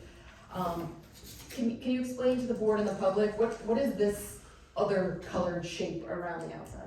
Oh, so that is maintenance access, right? So as I mentioned, the basin is gonna have to be maintained at least 4 times a year. We need to get down to the basin to maintain it. So we've got a little gravel road going down to the basin with a turnaround. And that was my next question, so what is the driveway made of? I believe we've got it made out of gabions. Okay, so it's a reinforced. It's This either is- that or a stone driveway. It does seem to go through the less steep part of the site, if you look at the slope map, they've positioned it to the left, I guess the western side of the property rather than the eastern, so it goes through less of that orange area, but it is a reinforced driveway made of gabion, so Yeah, there's it's no, not gonna be like the super thick ones, but it'll be like shallow, like tracking pad. And can you explain what a gabion is? So gabion is just a wire box filled with stone. Okay. It's Sometimes just you wire said- netting filled with stone. Yeah, I think if you go on 287 north, you see them on the right-hand side, instead of the concrete barriers, they actually have gabion barriers up there, so. Yeah, That's big ne- rocks, okay, got Now it. you know, it's a new term that you learned today. Gotcha. I think we touched upon that. I think those are all my questions. Again, I know you went through some of the bigger comments in my report. Was there anything else that you had any issues with, or you felt that you could comply with all those conditions? I know you wanted to discuss the disturbance sequencing, which I think we can do. You know, the idea there is just to minimize disturbances, steep slopes, when and where applicable, so we avoid any, potential for runoff, sedimentation, leaving the site and things like that. That was really it, Okay. from our standpoint. That is We'll all I work have. through everything to your satisfaction. Great, thank you, and I will turn it over to Colton next. Yes, thank you. Does our planner have any engineering questions? Not engineering questions, but maybe some clarification questions. I think we have a question. Quick question? Yeah, sure. So if I'm standing on Route 46 and looking up at this property, what am I gonna see? So in the summer, you're gonna see treetops. It's not gonna look like anything being clear cut down, right? No, not at all. So the trees we estimated they're between 70 and 90 feet high. So we're building a retaining wall, and just on the other side of that, we're leaving all those big mature trees. So we're not gonna really see much from. You're not gonna see much. I mean, your best opportunity is to see it is if you got further away, right? Because Route 46, it's even hard to look up, in that particular area. So even in the winter, you're gonna have a hard time. You're gonna have to look for it on Route 46. It's hard to access that site, which is why I was trying to get up there too. Yeah. I wasn't gonna go trek through the woods, but, just the idea of I just didn't want it to look like this big glaring, clear cut thing with new walls. I wanna make sure that we're not gonna see all that. Right, well, that's one of the issues we have trying to add trees back in. We just, we've ended our disturbance and we've left the mature trees. So that creates a need for relief for having enough area to plant new trees. So there are a lot of trees there, very mature, very clean forest. if you get a chance to walk through there. Very nice.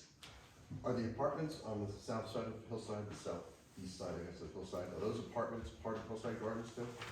Oh, I know they're not part of the down below, application. on the farthest west The side? ones on either side of the water tank. Yes. Oh, yeah. They're yeah. part of Hillside Gardens. Yes. That's right. East side, yeah.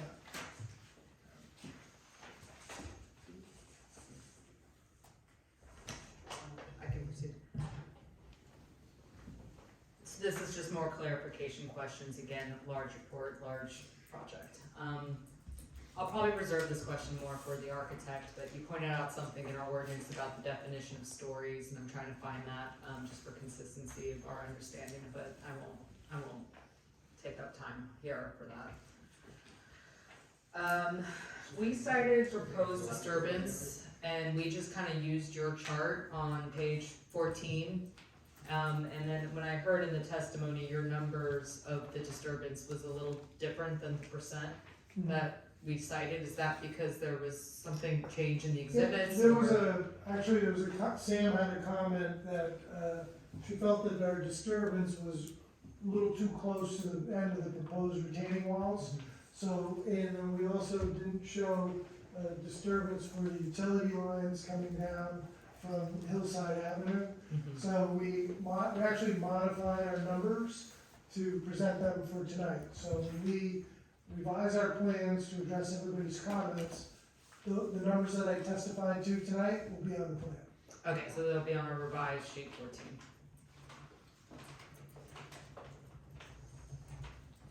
Just one follow-up tonight, or to that comment, is the numbers that you presented tonight, you feel comfortable that you've addressed my comments regarding these expanding the limits of disturbance and adding the disturbance for those utility lines, you know, I would say a more conservative manner, that way, you're pretty comprehensive that you're not going to exceed No, the numbers you're asking I for. think we're in good shape there. Yeah. Great.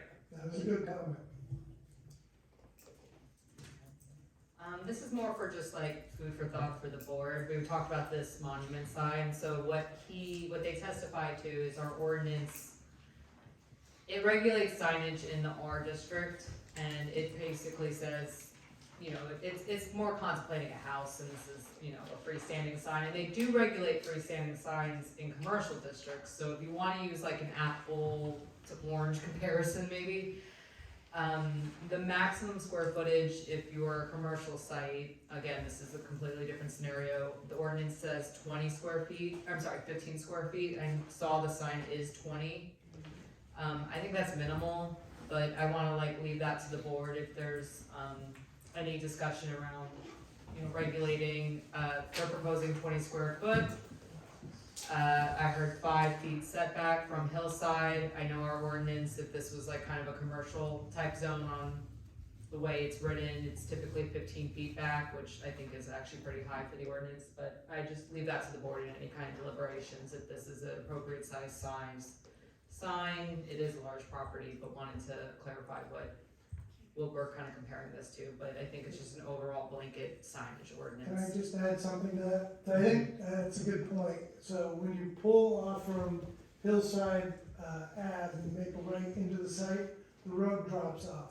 So we really want to keep that sign a little closer to the street, because if we make it 15 feet, all of a sudden the sign is It's gonna end too up far right back. down the hill, and you're not gonna see it. Yeah, and I would agree with that statement, and again, it's 5 square feet more, I don't think it's nominal in my opinion, but wanted the board to just understand that comparison. You testified that like Amazon drop-offs will just happen in a parking space. I honestly don't know the answer to this. How big is an Amazon truck? Well, we have our traffic guy here, I believe it's like 20 to 22 feet. I believe we can have him testify. We chatted on it a little bit. So that'll be answered later. Right, and we also have this area, located right here, which we removed one of our parking spaces in that area, which is the fake garage door where the garbage, operation happens. So that's actually a great location for, delivery trucks to pull in and out. Okay, so I'll defer to the traffic and any follow-up questions with that.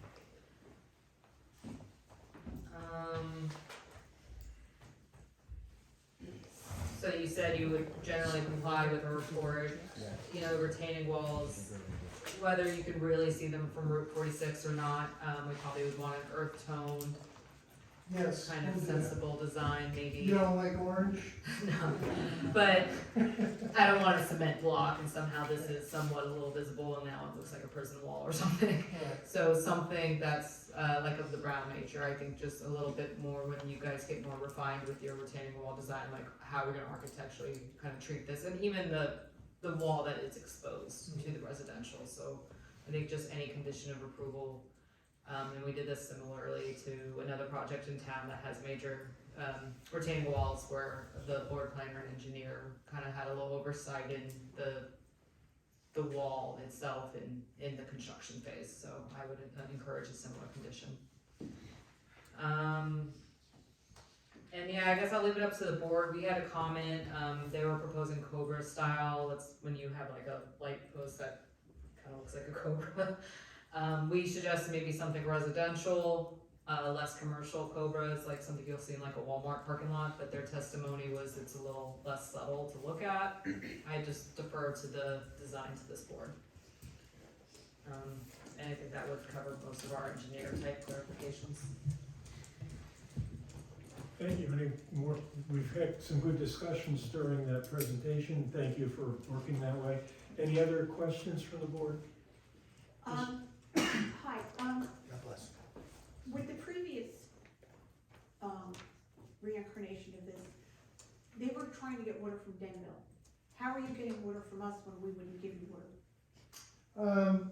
Actually, I wasn't involved in that. We do have a separate water engineer that's been working on this project, and he's determined that we can bring it in from Rockaway Borough and not have to go up to the water tower. Did Rockaway Borough already? Right. We actually had a meeting with Sam, and she said, there's no way you're getting water from. Yeah, there's no way they're getting it from Denville, because Denville has no water to give.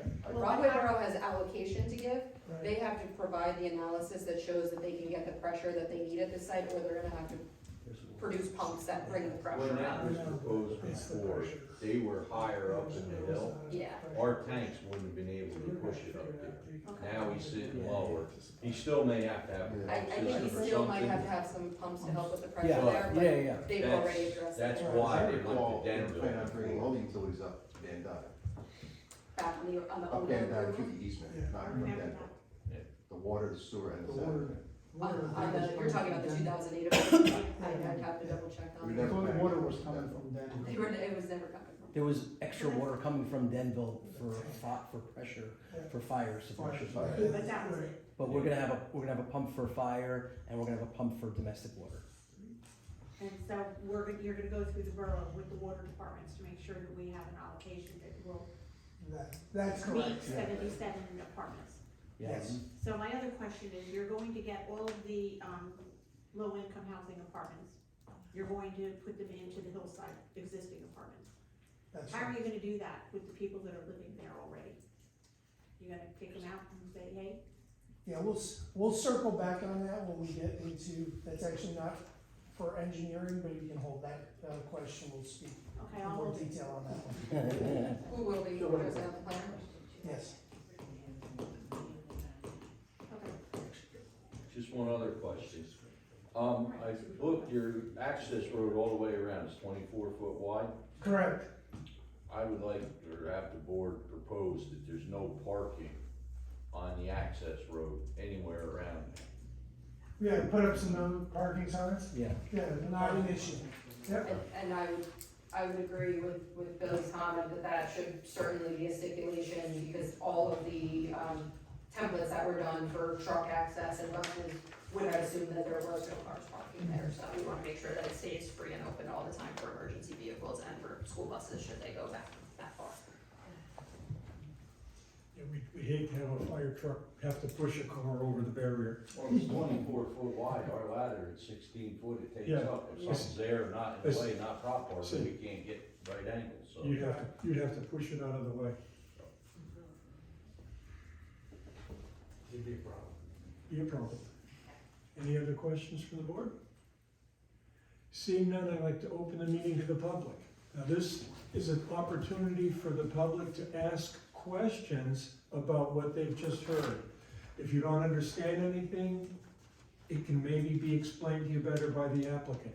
This is not a time for you to give your opinion or to say whether you want something or don't want something. This is just a time to have the testimony that was given clarified to you so you understand.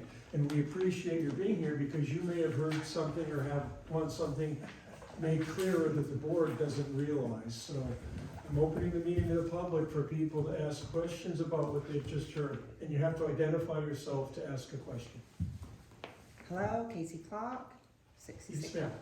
What? Yes, ma'am, you are. Katie Clark, 66 West Flag Street. Thank you very much. Can you, I'm looking at A2. Can you explain, because I couldn't see when you were pointing. Yes, please come forward. Is that okay? This bit, what's this bit? That would, that's part of the lot. No, but, you know. Oh, that's the stormwater. Okay, So this detention basin has an outlet structure, and then it has a stormwater pipe that lets the water out, Okay. right? So the That's it. water okay, is going, down to Van Dyne. So this is Van Dyne, and Yeah. then that goes to Route 46. okay. So when they were talking about redoing the road, it's because you're gonna put a pipe in and then. Yeah, on Van Dyne, Okay. correct. It'll be buried on Van Dyne. Okay. Yeah, it'll be underground. Yeah, it's really gravelly up there. And then this bit here, you put the setbacks It's and all stuff. woods. So it's all. It's just gonna stay next to the woods. street? Yeah, this whole area All agreed. is going to remain That's mature forest, we're not touching. And these are walls, sorry, I haven't looked at these Yeah, ones ever. This is a before. wall, yeah. They're all walls, Mhm. so that's what you were saying before about the new brown, okay? Yeah. And then, how many trees are you putting down in this bit? Through the whole site, how many trees are we cutting down? Those are our replacement trees. We're actually, so there's a, Yeah, I think my original number was six, was 603, 631? 629, was it? Yeah, it's 630, but I believe, Mark, you said you actually had to increase that number because there was some additional clearing. jumped up to 710. 710 trees and you're proposing to replace 497. So the way the formula works out is that we have to replace 497 of them. Okay, and you were saying about So payment for the ones that you can't? so we That's can't, per there's no our way we ordinance? can plant 500 trees on the site, Oh, no. right? So we're gonna try to plant, as many as we can, but where it makes sense. And then the remainder, we can discuss with the council on a dollar number, paying for those trees. So we have to pay to cut them down, and then we have to pay the borough to cut them down. So how do you go, do you go in front of the council to ask them? Yeah, for there'll that? be a discussion with the council. Okay. So there's also, if you look at if you go on the borough's website, there is a tree removal ordinance. Yeah. It was just, It was just yeah, it updated, was just right? updated recently, but you can read up there on how the numbers are derived and everything. So their total number of trees, as he testified, was 710. So when it's a clear cutting type manner, they have to replace 70% of the trees to be Okay. removed. So that's where he's coming up with that number. The plans that we reviewed showed, I believe, about 100 trees to be replaced. Okay, So that would leave a deficit of about 300 and some odd trees, but it sounds like the applicant and Mr. Walker's office want to work together to bring up that 100 number to, kind of equal that out a little bit more. oh, So okay. then, Now whatever I they understand. cannot meet, so if they're required to plant, let's just say 450, they plant 100, so now there's 350, they have to pay $250 per tree to the borough's tree fund, and the borough can use those at their parks, their open space sites, municipal owned property for beautification type projects and things like that. If they want to appeal that number that's in the ordinance, they would then have to go to the council. If they agree to the number in the ordinance, they pay that. Yeah, Okay. Does that clarify the process a little bit? It does. yeah, We have to go read and the for tree example, ordinance. for example, Okay, that hurts, okay, and then, was it this bit you were saying with the dumpsters? Yes, the lowest one is the dumpster, and that's a generator and a transformer. So that one dumpster just for this entire building? So there's actually compactors Okay, in each building, so there's garbage chutes. alright, It goes down to the garbage room, into the compactor, they get compacted, smushed up, and then a couple times. that's pretty standard. Yeah, well, it's actually above and beyond what most places do. So it's really a really great, efficient way to manage the garbage, because it compacts it, it puts it into a form that's really easy for the garbage man to deal with. So the maintenance guy will bring this down here, he'll bring that over there, garbage truck will come along, pick it up, and be on his way. Okay, thank It's you. also much more convenient for the tenants, so that they don't have to walk down the stairs or take the elevator to take out their garbage. They go right in their hallway, and there's a trash chute that they Old goes down school. the, yeah. So I'm like, oh. I'm not American, so I see, that's something I see on TV. Okay, and then you mentioned that, will any of your trucks be using Van Dyne to get in? No. No. Not going Van at all? Perfect. So these bits here, you said you wanted an easement in the town, and these trees obviously, I think they belong to the borough as well? Those two We're lots? not doing anything. Yeah, We're not doing anything with those, yeah. Okay. So that road will be lined a little bit with some trees still? Yeah, our proposal's not to touch any trees on Van Dyne. And then okay. And then what about the house that's there? Any issues there, just that No, how we're close it leaving, is to your we're property? leaving a nice buffer between the house and our application. Okay. I think that's it. Thank you. Thank you very much. You're welcome. Is there anyone else from the public that would like to question what they've heard? You got one more? She has one more. No, it's fine, it's fine. Okay, thank you. And seeing no one, I will close the meeting again to the public. Counselor, back to All you. right, at this time, I'd like to call our traffic engineer.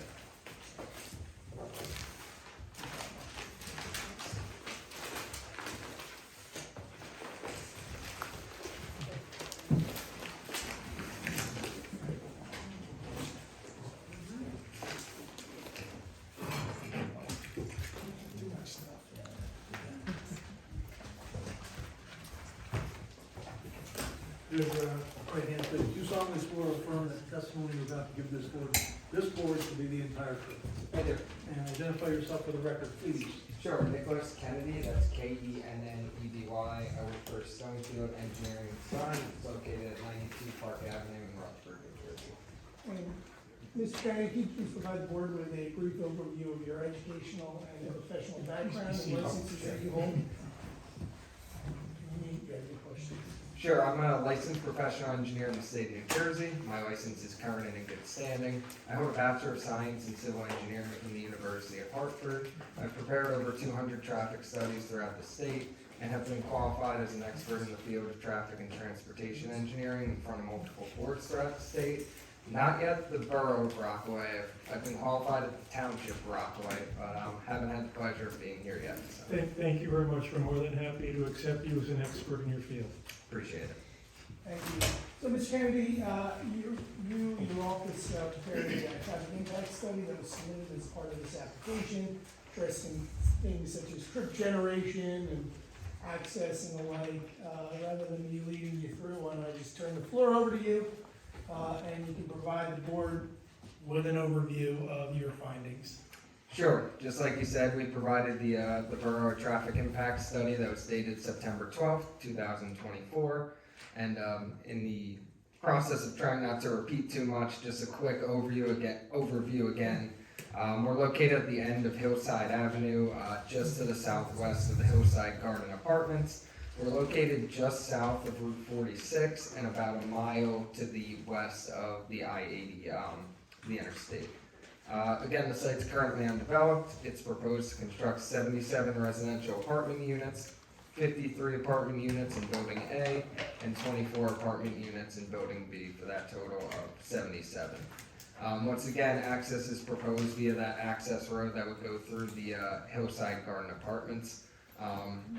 We've talked a lot today already about signage and what would actually get you to our property.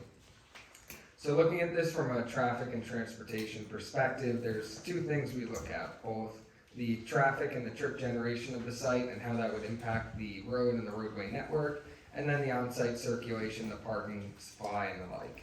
So starting with the traffic impact of this project, the trip generation of the site, We utilize the Institute of Transportation Engineers Trip Generation Manual. That's an industry standard for running trip generation for all kinds of land uses, in this case for a multifamily residential development. Based on our trip generation in that 77 unit development, our site's expected to generate about 50 trips during each of the peak hours. So the busiest hour in the morning, the busiest hour in the afternoon, and then the busiest hour on Saturday. We're expecting about 50 trips, just under that in the morning, just over that during the weekday evening and Saturday peaks.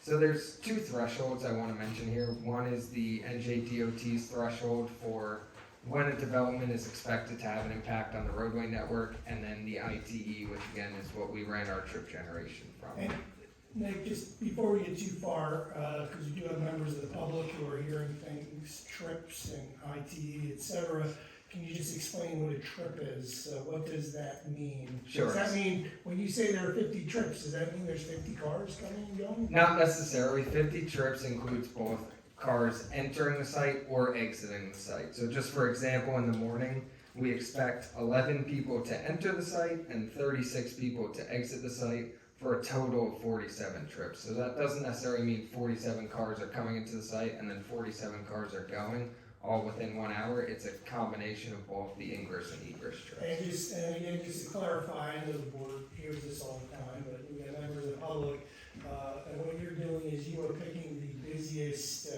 AM, peak hour when, most people are traveling to work or on the roads, and then the same thing, whatever time it is, 5 o'clock. Correct.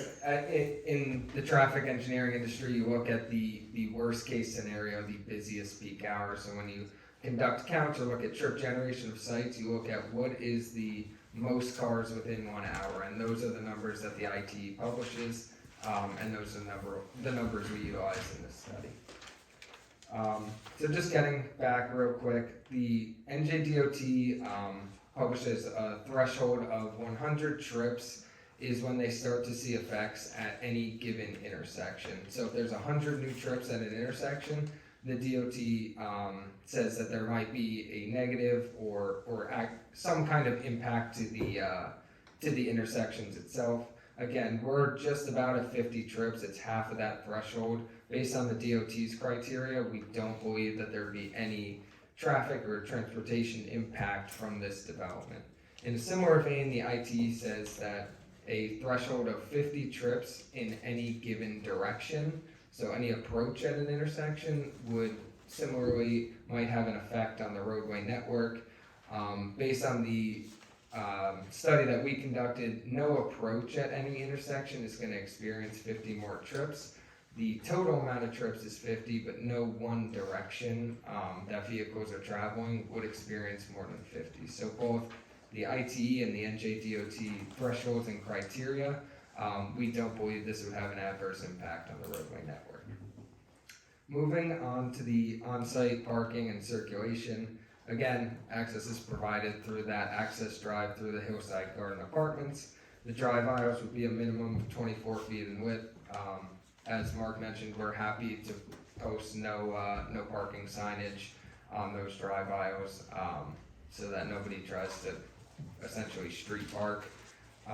We'd be happy to comply with that. I just want to mention, just because I think it is we don't meet the borough's ordinance. 24 feet is the RSIS requirement for 90-degree parking, which we have throughout this site. So we do meet the criteria set forth within the RSIS for drive aisle width. As far as the parking supply, we looked at this two different ways. I think Mark mentioned both the borough ordinance parking requirement and the RSIS parking requirement. Again, the borough ordinance requires 116 parking spaces for these 77 units. The RSIS requires 152 parking spaces. We are including the EV credit, providing 162 parking spaces. So we do meet both the ordinance and the RSIS parking requirement. As far as allocation of parking, again, we provide what I'm going to call 54 tandem parking spaces. That includes 43 garage back-to-back spaces, and then 11 surface tandem spaces. So a total of 54 back-to-back parking spaces.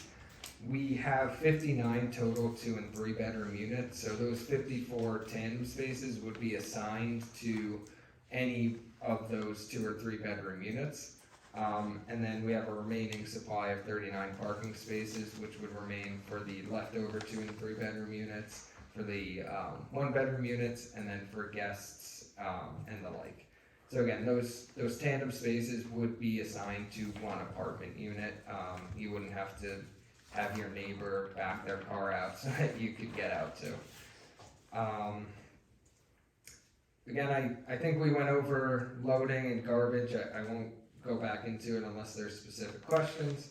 And I think just kind of to some, let me actually go back to the loading. I did look it up. An Amazon truck is just about 20 feet in length, 9.5 feet in height. So it would fit within that garage parking stall right outside the garage that Mark mentioned earlier.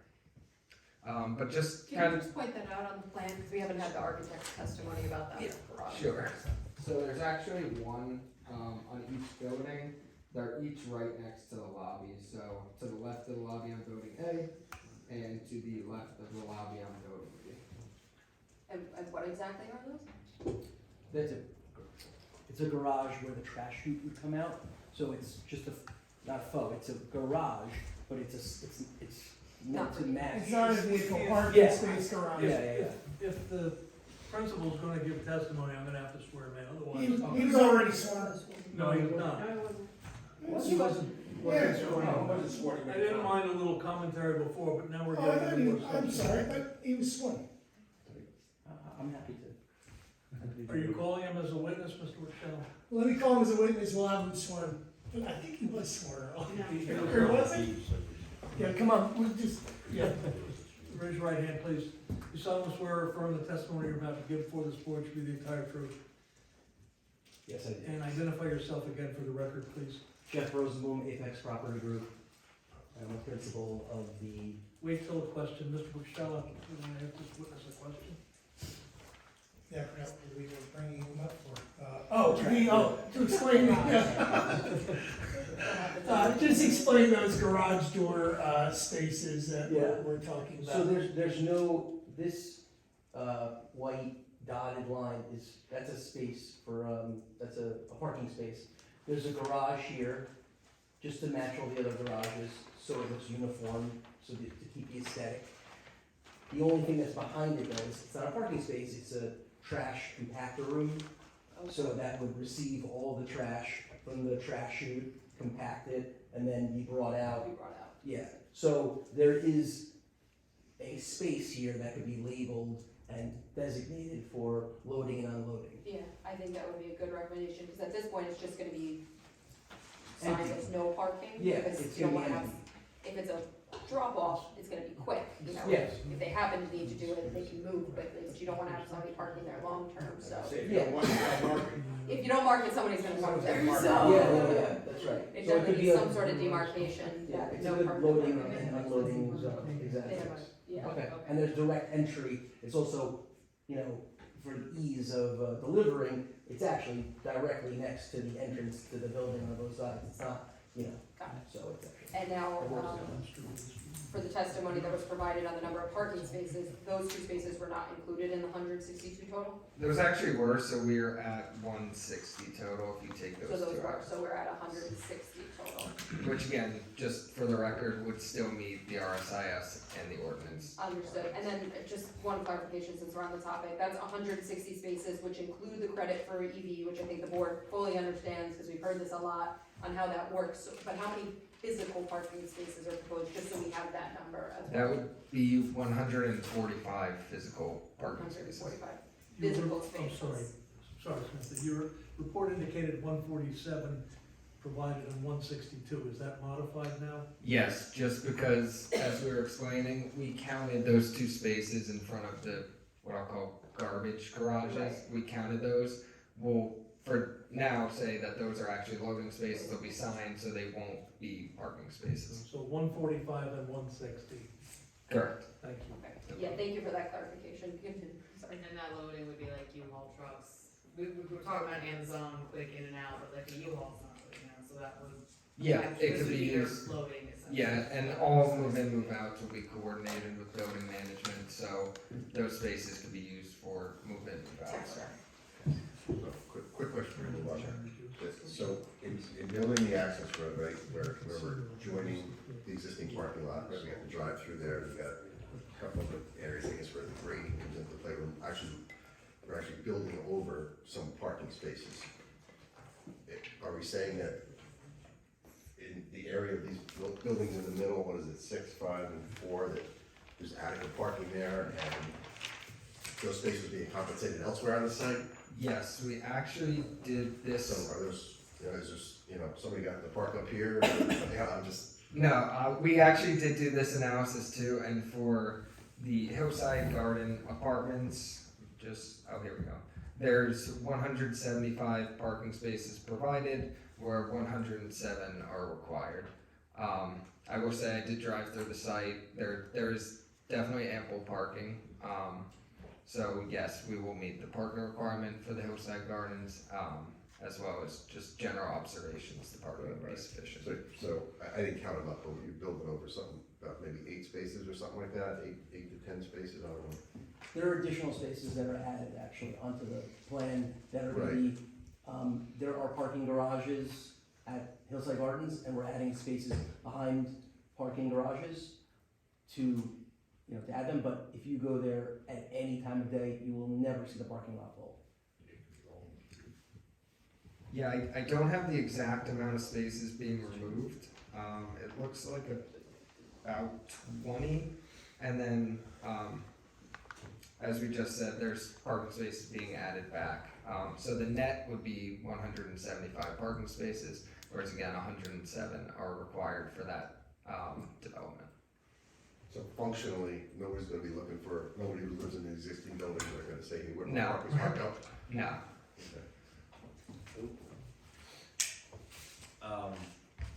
You say that parking lot's empty when you go through there. Do you ever take the count of cars that park up on the street on both sides of that road on Hillside Avenue? We have not done parking counts. And I know when we were here for a concept meeting, I said that to Jeff. Yeah. Right? We can't, in the wintertime, we can't get up there because they're parked on both sides of the road. Right? I'm getting ready to go to the council and say there should be no parking in the road and force them back in the parking lot where they're supposed to be.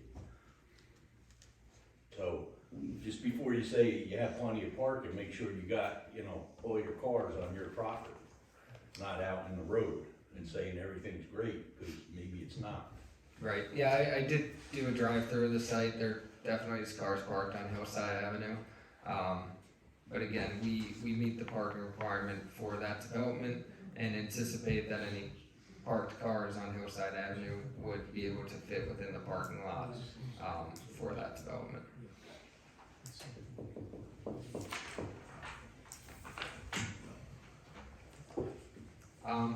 I was really just getting to wrapping up in the conclusion.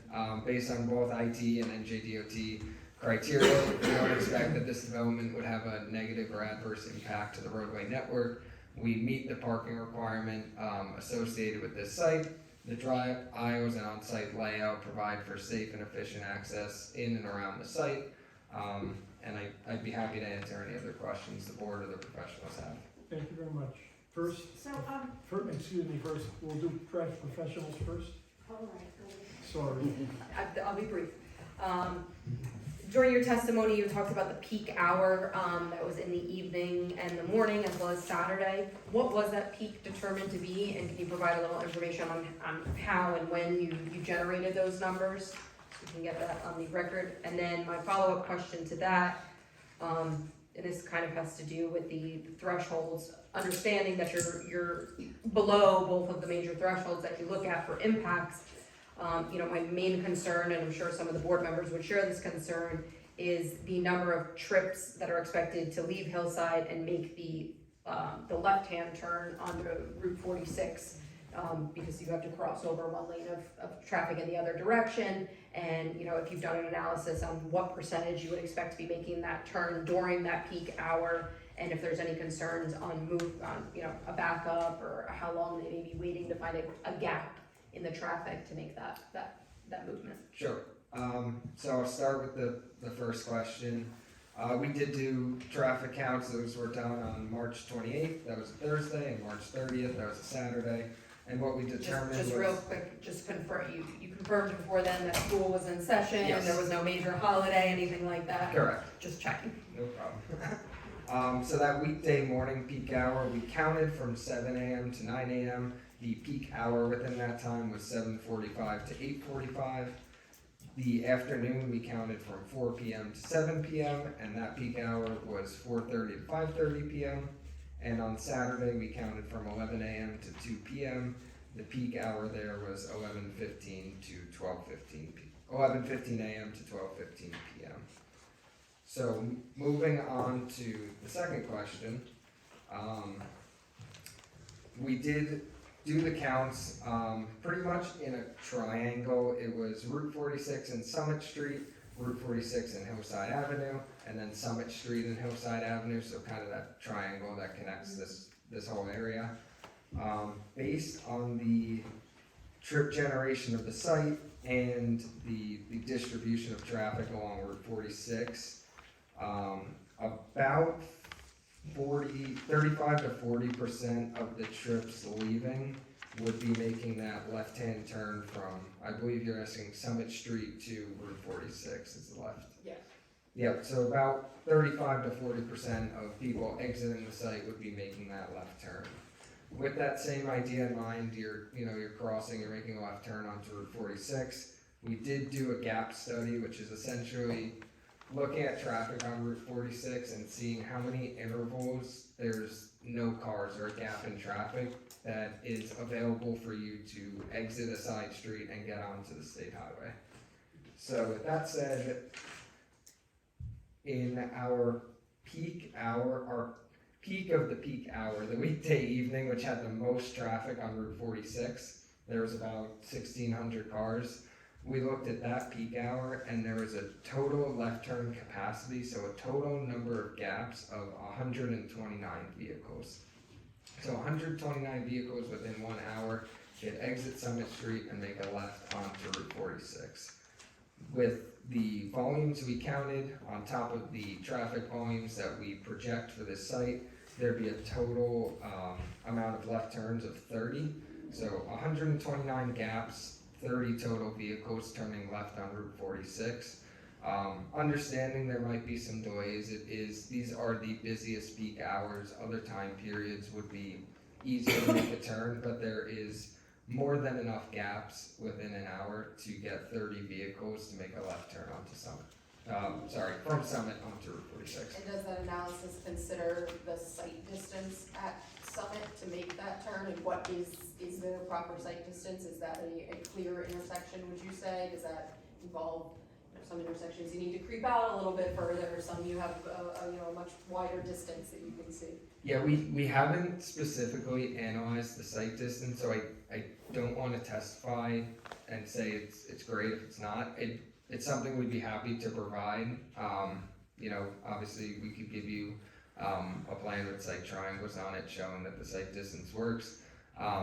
From just me personally driving there today, that Summit Street exit, you can see a decent amount looking left, and then about 400 or 500 feet looking right.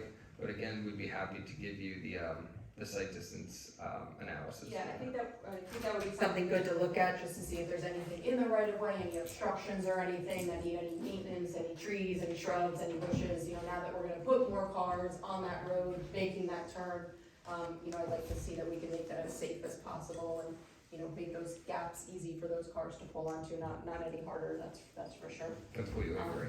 Thank you, I appreciate you answering those questions, that's all I have for now. I think just one, and I apologize if there was testimony about the tandem and the assigned parking. Can you remind me again if that was clarified in testimony, if the tandem spaces are assigned? So the tandem will definitely be assigned. They'll either be assigned to a 2 or 3 bedroom unit. Just for reference, again, there's 54 tandem spaces, and that could either be the garage or the surface tandem spaces. And there's 59 2 or 3 bedroom units. So 54 of those 2 and 3 bedroom units will be assigned the tandem spaces. I don't have any further questions. Anyone from the board now? Well, actually, Sam asked all the questions, but I do have a question for the attorney or the board, and your professionals. Can we make a no left turn on Route 46? No, we can't. No. It's a county road. It's a DOT, it's a That's a state really highway, bad so the spot. state DOT would have to do that. It's a bad spot. Well, no, it's a bad spot, there's 2 restaurants on either side with lots of traffic coming in and out, sure. It would be easier if we But could you- say no left turn, but. But you'd have to deal with the state of New Jersey. Yes, Sam asked all the questions I was gonna ask. Yep. Thank you, Sam. Just, I know you do a traffic study, but if you're putting all those units up there, is anybody taking into consideration like pedestrian crossing? Because there is a crosswalk at Summit and 46, Which is brutal. which is brutal in the morning. Luckily, there's only a few children right there. It would be life threatening. Yeah. Yeah, but is there any way that they could go to the DOT or something and say maybe get some kind of other warning device? It should be something that, we have so many accidents there, so. I don't know, I'm just throwing that out, I It might be don't. something that the applicant can at least consider when they go to the DOT with their application, that they, request an evaluation of improvements to that crosswalk. I would think something in the nature of advanced warning signs, they have the automated flashing beacons that come on, those are solar powered, those are pretty, low, they don't allow a lot of disturbance to put in, but looking at the plan, that is a dangerous crossing. So are you suggesting that they ask for that, whether they get it or not? It's a state highway, so they don't have the The ultimate. point is in the air. Correct. They can make the request with the backup, if there's a proposed site that the borough is interested in asking for this improvement, We could agree to, again, we could ask, but obviously can't make any promises. Don't know if you don't try. Any other questions? Seeing none, once again, I'll open the meeting to the public. Again, is there anyone from the public that would like to ask questions about what they've heard about the traffic? Yes, ma'am. Hello, do I have to say my name again? Yes, please. Katie Clark, Thank 66 you. West Black Street. Did you look at the traffic going straight across Summit? So just sort of bear with me that the scenario, if you're building 77 apartments, there's going to be more kids and families in there. So they might actually go straight over if they can. I drove there recently, so you do. And then on Van Dyne, like that short bit of Summit too is a nasty little bit. Like if people are zooming down Van Dyne or 46. So I'm just wondering if you incorporated that. Sorry, I just want to make sure I'm clear. You're asking if we studied people going from Summit, crossing Route 46 and staying on Summit. Yes. Correct? Yes, we did include those in our counts. Okay, perfect. I can look at that one. And then just understanding the sort of how someone would drive home. So in order to get to this property, they're going to be driving through the parking lot of Hillside on the back, right? Where's the first sign for Ridgeview is not going to be until. I'm sorry. Yeah, why don't we go back to the, Yeah, go back to the bigger. Alright, so someone's coming home. Oh, here, right, so they're taking that horrible turn up the Summit there, and then, so they live here, and is there gonna be any sort of signage here to let them know that you have to go through this parking lot of this other apartment building to then get to your road? No, where we're proposing signage, I believe, correct me if I'm wrong, is down at this entrance. That's correct. So people are It's off gonna a hillside. come down Summit, make the right or through on Hillside, they'll see the sign, and then they'll make a right. I and sign, come around. I sign there, I see. Correct. But in theory, they could go this way, once In- people are, hey, I know I can go that way. In theory, yes, that's a part of the parking lot that already exists, so we're not removing it, so in theory, yes, they can do that. But obviously, again, the signage will be down here and then closer to the building, the proposed building. So the signage for Riverview is gonna be in the middle of Hillside? Where Hillside is right now, and there's just gonna be Just to clarify, it won't be in the middle of Hillside. well, no, it'll be in the middle. It'll be somewhere. Like going through the existing Hillside buildings? Yes, it'll be, proximate to building 4 or 3, right at the driveway entrance, just to make sure you can see it. Did you do any sort of estimates or assessments on whether or not you think people will go that way or this way? Because if I live here, I'm coming out here to get out, I'm coming through the back of Hillside.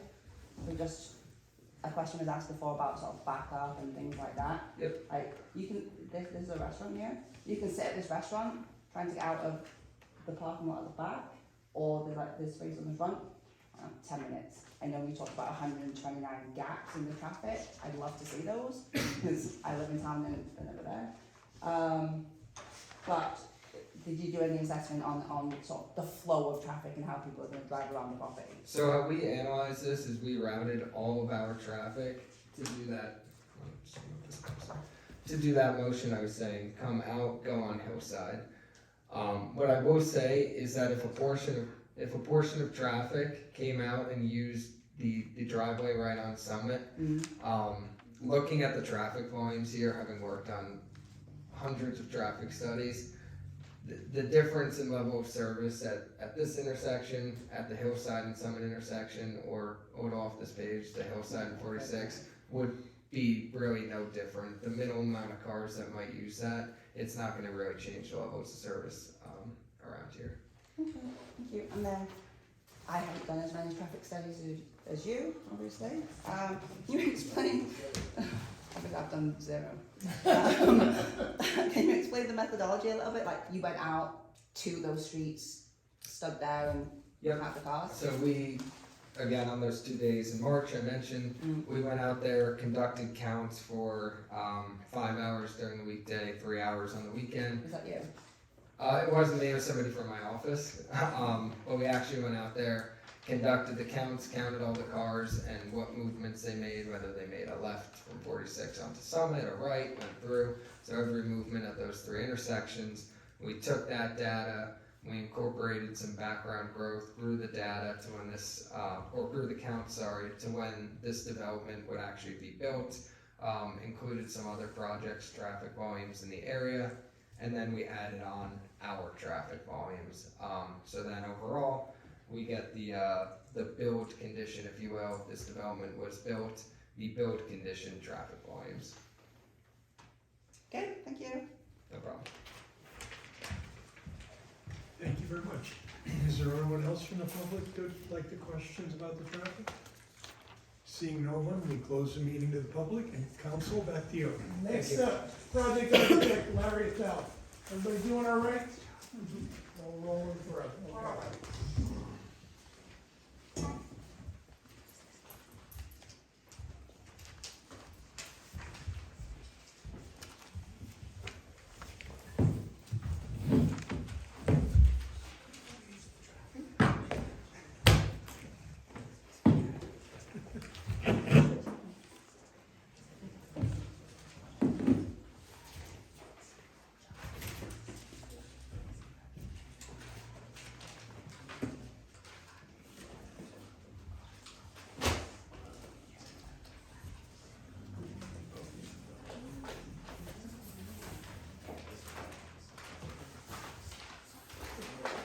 Please allow me to swear you in.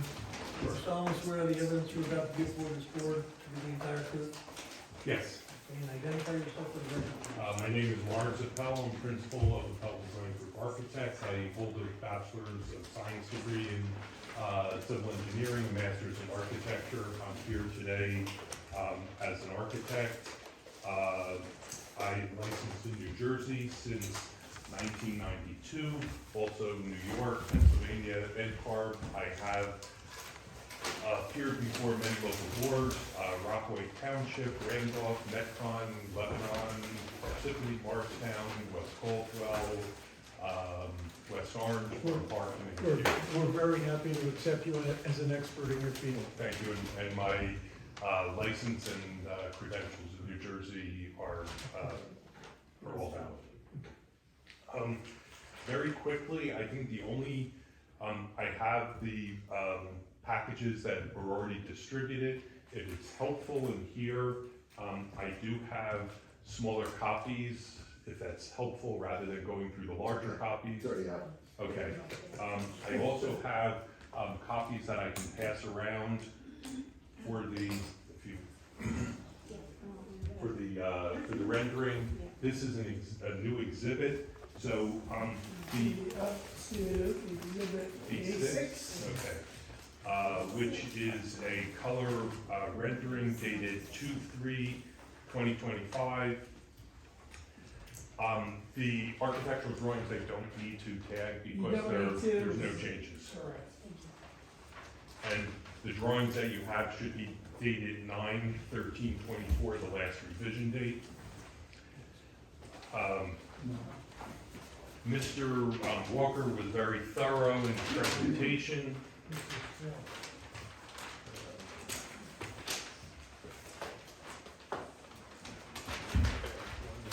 Excuse me one moment.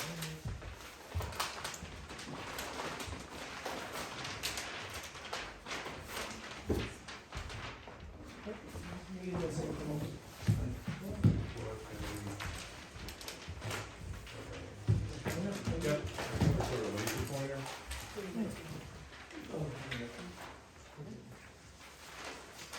What's it? Got some extra.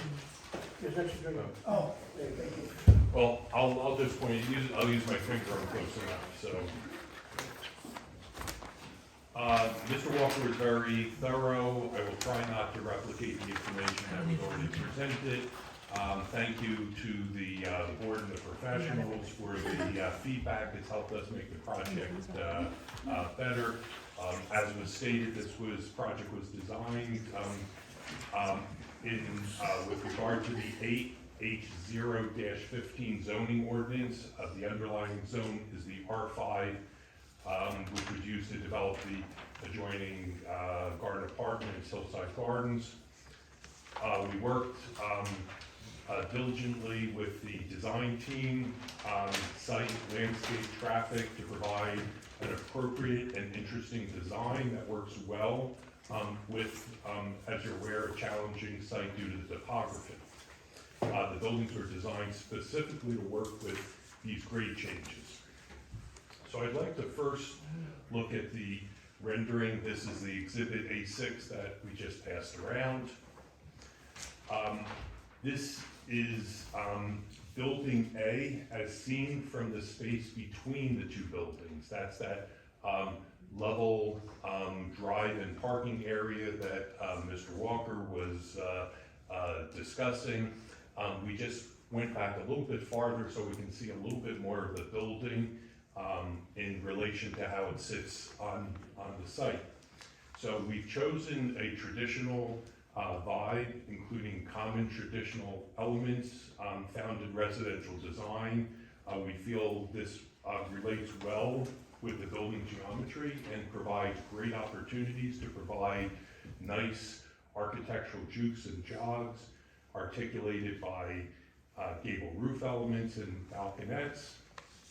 We have tried to use common vernacular details and features as well, and we hope that the combination of all this provides comfortable massing, and it also provided a good opportunity to use residential building materials and, as I mentioned, the vernacular details. So the primary facade materials are brick at the base, and we find that is helpful both visually and also because the hardest part of the building, besides the elements of the roof, are where the building touches ground, and we find that brick tends not to get dirty and tired.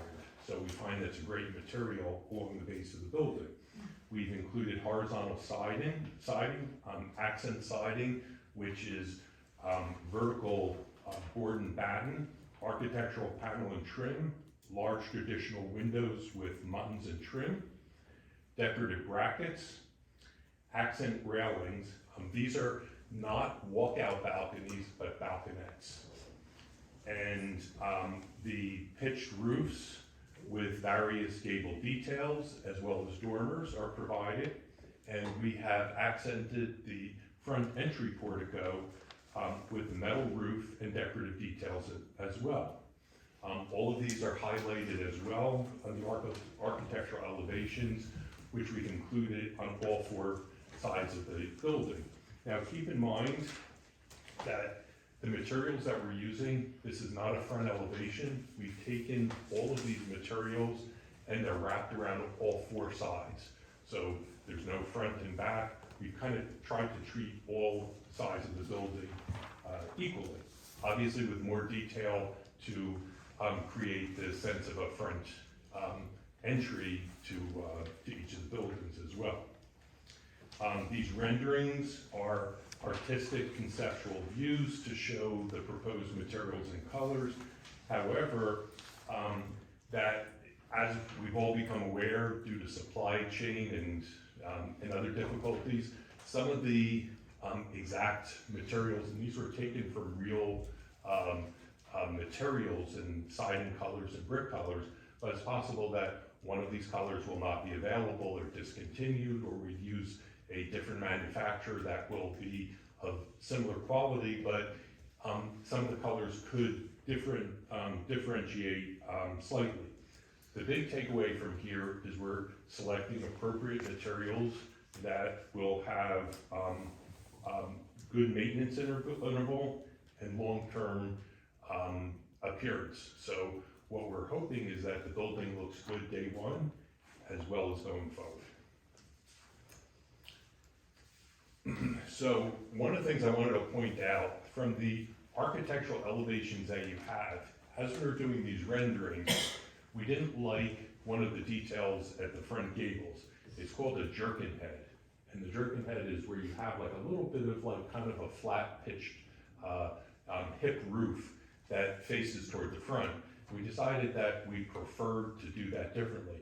That's primarily the biggest difference between the rendering and what we're representing today, is that what is shown in the rendering with regard to that roof detail is replacing what is on the architectural drawings. And obviously, if this project is approved during resolution compliance, we will make sure that these architectural elevations are adjusted to match what we're presenting here. Now, this may be a good time to talk about the building section, because this is an important issue that was brought up on the professional reports.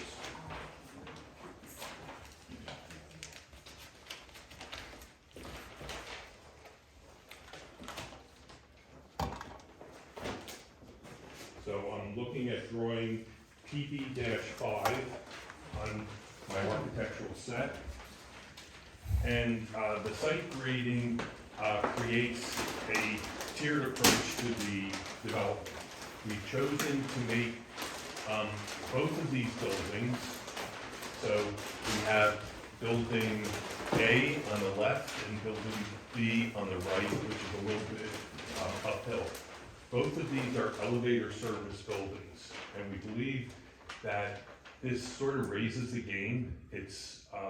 And I think it's a very good complement to the adjoining hillside gardens, which are all walk-up. What does this mean? These buildings have elevators and will accommodate people who either are not able to or choose not to walk upstairs.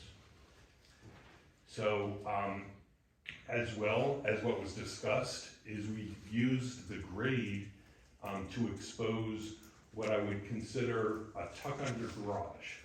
And this is a very good response to the site. However, a couple of things that we want to look at. Well, let me mention first with the garages. During earlier testimony, there was some discussion, 43 garages or 45 garages. I did double count. We are 43 garages, not 45 garages. So the testimony that was brought up later, I believe, is correct. I understand that we're still okay with the parking count and the narrative. As was discussed, 2 of the garages became a trash room in each building, along with the spaces directly out in front. So, one of the issues that was brought up is that the number of units in a building, we have 53 units and 24 units, where there's a maximum of 30 units in the ordinance per building structure. As we are proposing, and there was testimony that there were compelling reasons why this all made sense for various engineering reasons, we're adding another reason in here. We're proposing an elevator building, and splitting up a larger building into 2 smaller buildings starts to make the number of elevators impractical, and would probably push one or possibly more of the buildings to be walk-up rather than garages. Than elevator. And so we believe that having a larger building is both appropriate and is a better use of the elevator resource. As well, we've broken up the buildings through good architectural design, included landscaping as well. With regard to the building height, we do require a variance, and we've chosen to use a pitched roof.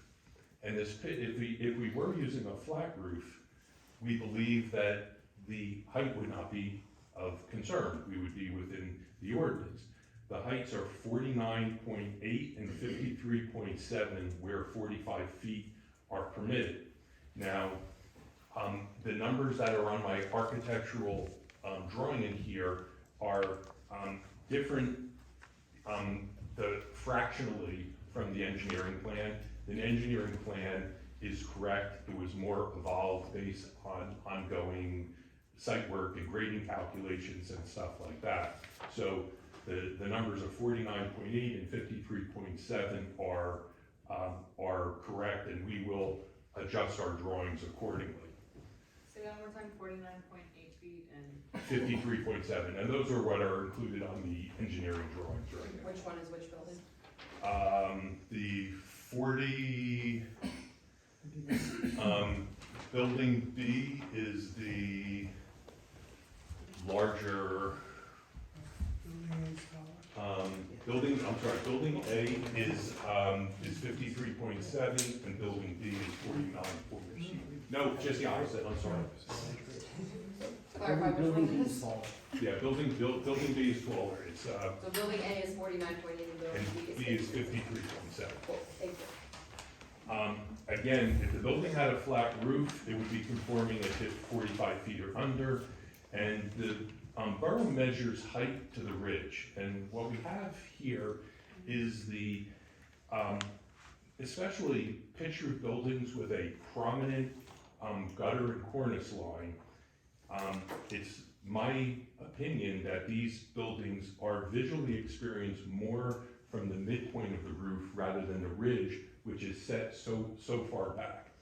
So when you start creating and measuring the roof height, where a flat roof is measured to the flat roof portion, on a pitched roof, we believe, and there's a lot of other ordinances in other municipalities that will measure the building height to the midpoint of the roof. So if we were to measure to the midpoint of the roof, we would be at ordinance metric or below. As well as what was testified is much of these buildings will just not be easily seen. So as well, we spent a good amount of time on the design to work out the details to help break down the massing and the impression of height on the building. Now, the lower level of each building, we call these tuck under parking areas. We've pushed these back, we've handled them architecturally, and the question is, are these a story or not a story? So we had this discussion once or twice as a team in here. We've looked at the definition of a story in your ordinance, there is none. That we can find at least. If we have this wrong, please point us in a direction. So I'm not sure whether it was my original opinion that, and as well as Mr. Walker, that this would not be considered. However, it was flagged in the planning report, and so we got that recently. We started taking another look at it, and the only thing that we really came up with was that inside the building code, well, if we look at the building code would define this not as a story. But per your ordinance, with the definition, while there's no definition of a story that we could find, both the definition of a basement and a cellar included reference that it is a story, or they called it a story. So I would defer to the board if the interpretation that this is a story, we would request relief. If it's not a story, we would just confirm what we had originally believed, which we thought that these are 3-story structures, not 4-story, because the lower level that with the top under parking is not considered a story. For this building, just for safety purposes, these are fully sprinklered buildings. So whether the building was 4-story or 3-story, well, even despite what the ordinance is saying, the building code is going to look at it in a certain way. Per all the building code definitions, the building will be fully sprinklered and will meet all applicable safety codes.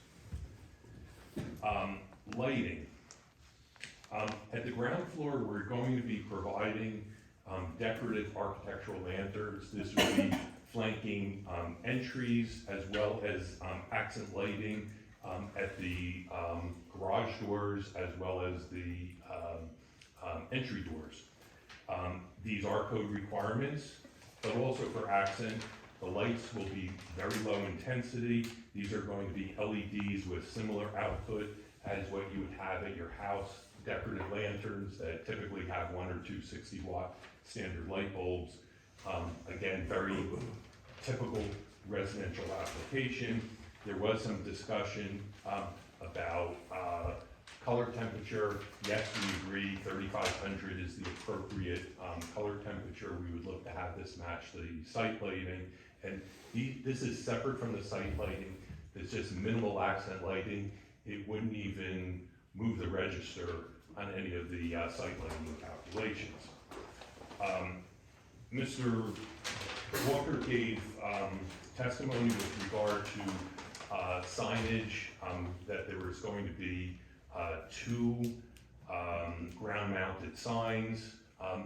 We worked closly with his office to design and create these to complement the architecture. We're going to be using the same brick as the building structures for the base of this sign.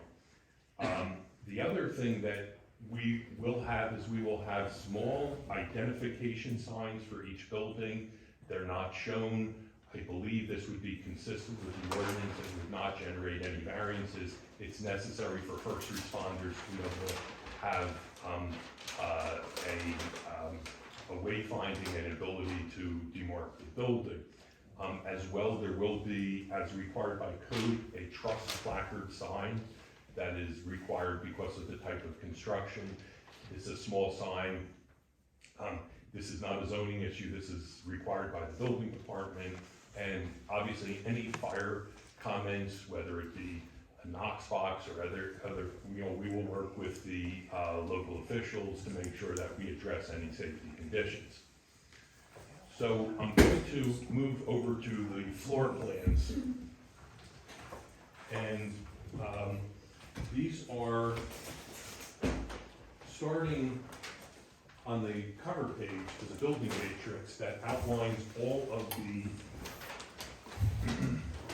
way the buildings are set up with each of the units. So it's sort of a little bit of a roadmap definition to how we're putting together the buildings. As was discussed before, we have one 3-bedroom affordable unit that's located in Building A on the 4th floor. The remainder of the 15 affordable units are all off-site at Hillside Gardens.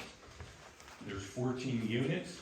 It'll be a mix of 2-bedroom and 3-bedroom. We're anticipating 2 of these to be 3-bedroom and 12 to be 2-bedroom. Now, the mix of the 2- and 3-bedroom units and the income levels and all of that will be in accordance with the UHAC regulations. We exceed the requirements by only providing 2- and 3-bedroom units as opposed to the normal 20% of 1-bedroom. I think this is helpful for this project, and details for each of these units are provided on drawing PB-3, which is in the drawing package, and those units are marked 11 and 12 on the sheets. Now, a little bit of discussion. Building A contains 4 floors with 52 market units and 1 affordable unit. The ground floor is dug into grade, and one of the questions is it considered a story or not? We will seek clarification from the board professionals. The private garages are shown. The balance of parking will be surface stalls and the spaces in front of the garages. As was discussed, any of the garage stalls, as well as any of the tandem surface stalls, will be assigned to specific apartments. We also have included storage spaces, which will be designated for tenants, common area, landlord, maintenance, as well as bicycle storage. Building B is similar in that there are 4 floors. The ground floor includes the tuck under parking again and dug into grade. And the first floor also includes, in addition to the garage, storage, a trash room, and spaces for utilities. So again, the unit types are shown on drawing PB-3. The units are somewhat self-explanatory in their layouts. A couple of the issues that I would bring up is that we have utilized, because of the stepping, as well as we have an attic based on the pitch roof. And what we've elected in here is, rather than this just to be a dead attic, we provide an opportunity, an option to tuck a loft up there. And this is something that is, items like lofts and dens are really great spaces to have in apartments, because people who work, the pandemic has shown us that more and more people are working from home, and having a place to put a desk and not to have to work out of your bedroom or on the kitchen table or island is beneficial. So what we've done is we've utilized both loft spaces, and where we've had excavation to create some basement space below a couple of the units, we've created the opportunity to add a laundry and a lower basement level to a couple of units as well. So we've tried to utilize, since the building's built into a hill, we've tried to utilize the volume as smart as we could. Now, on the planning report, it was brought up that not more than 33% of the total volume of space of a dwelling unit shall be permitted in the basement. And I believe we can adjust the habitable portion of the private basement to reflect this metric. So I believe we can comply with that. Another item, each dwelling structure shall contain readily accessible interior storage areas exclusive of any closets of at least 500 cubic feet per dwelling unit. Well, in the aggregate, we believe that we can create enough storage space because of those stepping volume areas in the building, that we can create adequate space. And what is great is because this is an elevator building, we can actually use that space for the apartments. If we had a basement that was only served by stairs, is that some of these common storage areas would create Fair Housing Act problems. Each dwelling unit has independent heating and air conditioning, as well as a washer and dryer. We're utilizing, for heating and air conditioning, a Magic Pack unit, which is basically a self-contained unit. So rather than have a separate air conditioning unit or something like that, this is a self-contained unit. The advantage here is that it doesn't require a condensing unit on the ground, and we have limited space on the ground because of the topography and the retaining walls, so this was a good fit for that. EV charging was also discussed. In addition to what is required by New Jersey State Ordinance, we will be providing infrastructure for future capacity in the electric to add future charging down the road when, if demand is increased. So each of as was prior testimony, the private garages will all be equipped with a junction box to allow for future EV charging. There are common amenity spaces interior to the buildings as well. Particularly Building A has a mail package room. We show the mail and package at only one of the buildings, the larger building. We're unclear if we're going to include it in both because they're so close to each other. There may be some efficiency with package lockers to have them both together. This will be discussed with the package locker company as well as the postmaster to determine what is appropriate and how they want to handle this. But we have space to accommodate both. Right now, we're only showing space in the in one of the buildings for the mail-in package. The outdoor amenities were discussed by Mr. Walker.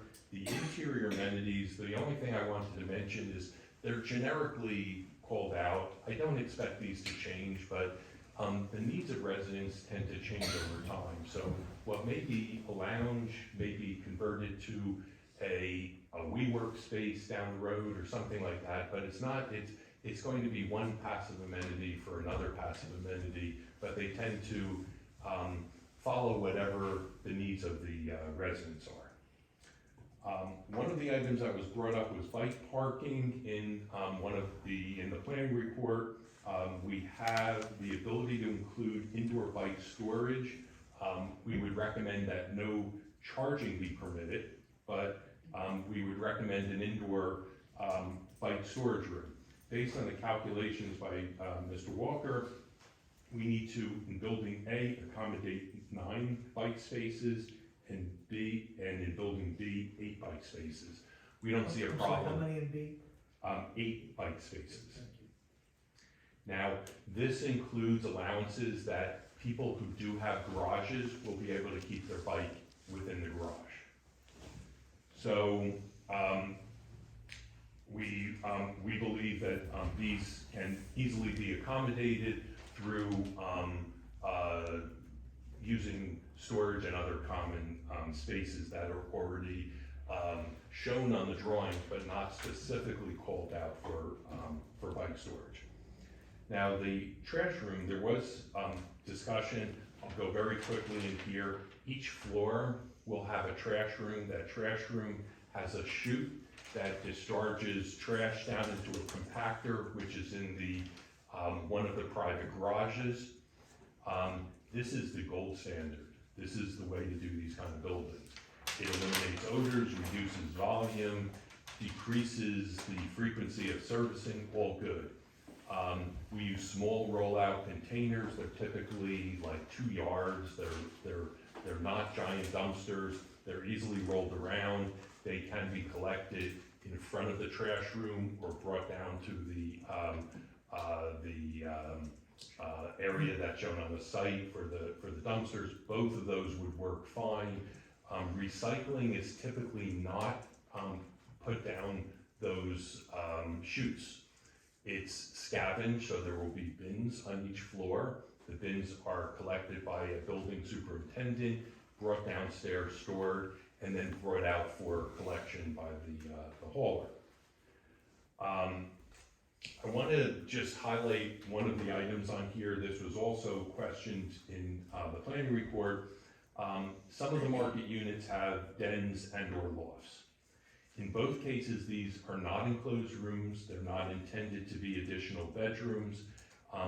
Our suggestion is for the lofts will be open, but any den would be, if there's a door, it will have only a glass door and would not have a closet. And again, in order to preserve that these would not be used as bedrooms, we would suggest that the landlord put into leases that there would be a restriction that these would not be used as bedrooms by any of the tenants.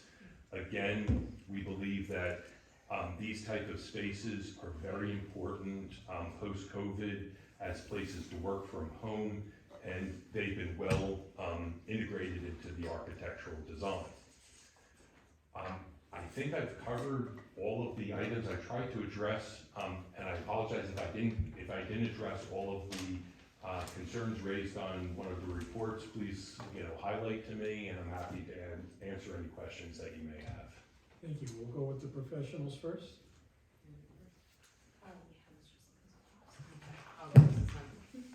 Thank you, very thorough testimony. I'm just gonna go from top to bottom in my report here. So something that the applicant brought up is this question of how many stories there are and what the variance request is. And the testimony, if I'm understanding correctly, and you're highlighting kind of a thing in the code that's probably outside the scope of this application, and that is there is really no definition of story in the land development ordinance. There's one in the building code, but that's not what this board, I believe, administers. So again, outside the scope of this application, it's worth maybe a future discussion as to how we want to think about the definitions of story, maybe in the future. But for now, you're asking an interpretation, but I don't even have a definition to work with. But what I will say is that, these are habitable on the basement and attic level, and so there's something to that maybe.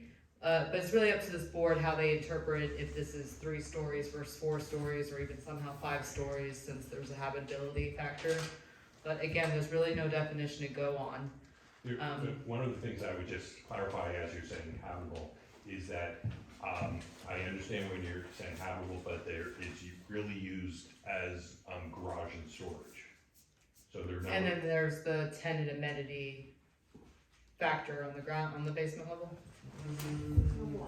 Is there a question as to how height is measured for? Well, I guess it's a question on how stories are counted. Right, but don't we have a numerical limit on height? We do have that So numerical. why are we chasing our tail? I mean, if it's 53 feet, the ordinance says 35, who cares how many stories? Well, it's under the MLUL, they look at it as 2 things, and it's 2 separate things, and again, we can maybe in a future time talk about the lack of definitions in this ordinance, but. As a clarification, on that lowest level, so the first floor level, there are no tenant amenities other than the lobby. So there's no habitable space. Well, you have to be careful, yes, I said, and that's why I wanted to clarify, there were no units, there were garages No one's and sleeping service there. spaces. No one's sleeping there, no one's living there. Okay. They're support spaces. But if you want to err on the side of caution for your application, I'll let your planner decide what. Understood, yes. What you're asking, but I wanted to kind of make that clear on the record here.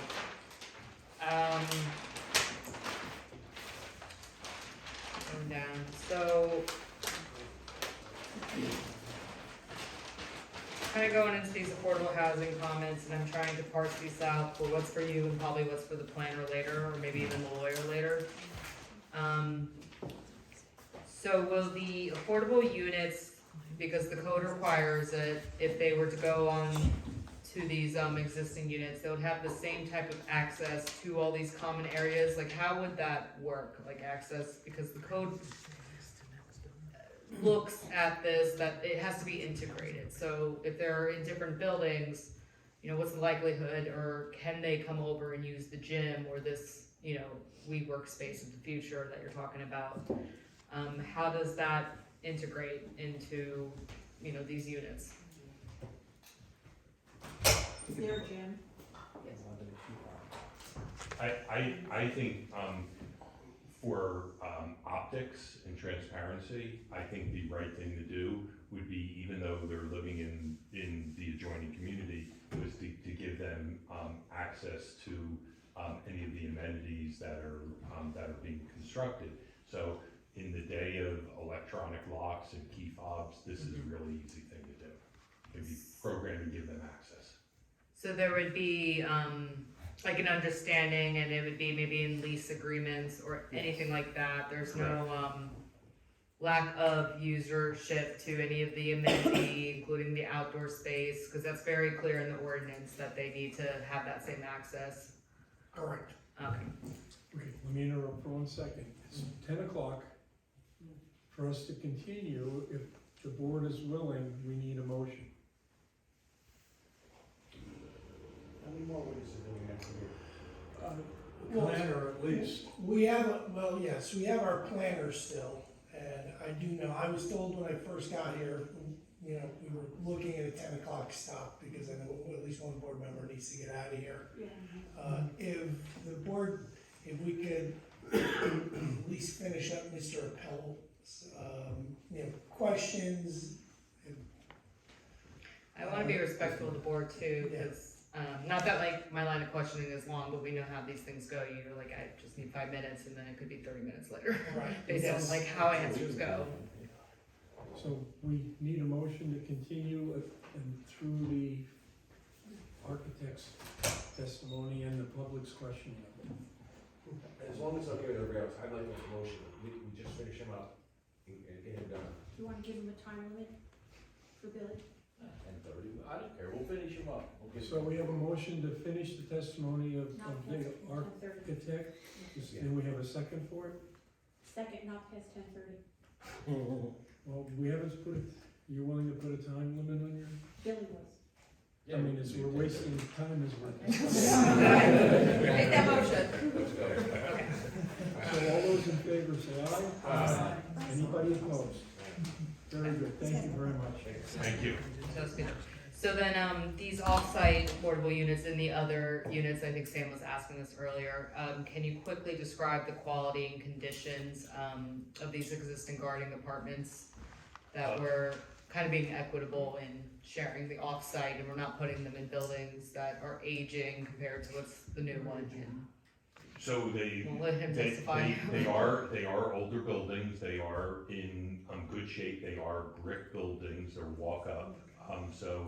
One of the reasons we wanted to put at least one affordable unit into the current building is we wanted to make sure that there was an accessible unit available for an affordable. So that was one of the reasons we did that. And but the units are going to be, my understanding is they're going to be renovated so that these will be, we drew up plans that are on the application for that 2-bedroom and 3-bedroom affordable unit. So it wouldn't be like an obvious lower quality unit. I mean, it would be older, but not a like inferior. It's an older building. However, the amenities that I suppose that if they're renovated, they could have similar finishes and things like that. So it's I think that it would be something that would be reasonably compatible. And, was the testimony that, you're actually proposing no one-bedrooms, which would be like kind of unusual in a good way, and that everything would be 2 or 3 bedrooms? So the existing units are For all quite, the codes. the existing units are quite large, so that's why we thought that was a better fit here. Okay. Okay, and, I'll save this for your planner, a question about facing the occupancy in. I'll save this one for your planner about kind of neighborhood consistency. You talked about the basements, you talked about this. I wanna be respectful of the board, so I'm gonna turn the mic over to Madam Professional. I just have 2 hopefully quick questions. What was the term you used for the balconies? Balconettes. Is that the same thing as a Juliet balcony? Yes. Okay, Yes. that's what I'm more familiar with, so it's Yes. just one that you could open the door and it goes We to the ceiling and did you it to can kind of provide take a half step out, but not really. architectural diversity and changing the type of glazing, but you Yeah. can't walk out onto it. It's just something that is basically, it's going to be a sliding door with a railing. A big window, okay, no problem, just wanted to clarify that that was the same thing I was thinking of. And then just looking at the plans, for both buildings, it looks like you have the primary entrance, and then you have all the garage entrances, which are in the rear. Are there any other entry or exit doors throughout the building? And if not, are those garage doors considered like egress? No, routes? each of the end caps where you have a stair, creates another means of egress. So you Okay. basically have a main as well as at the 2 I see. end caps of the building. And are those ingress and egress, or are those just exit only? I know that's sometimes commonly used. For guests, they can only use the main entrance typically.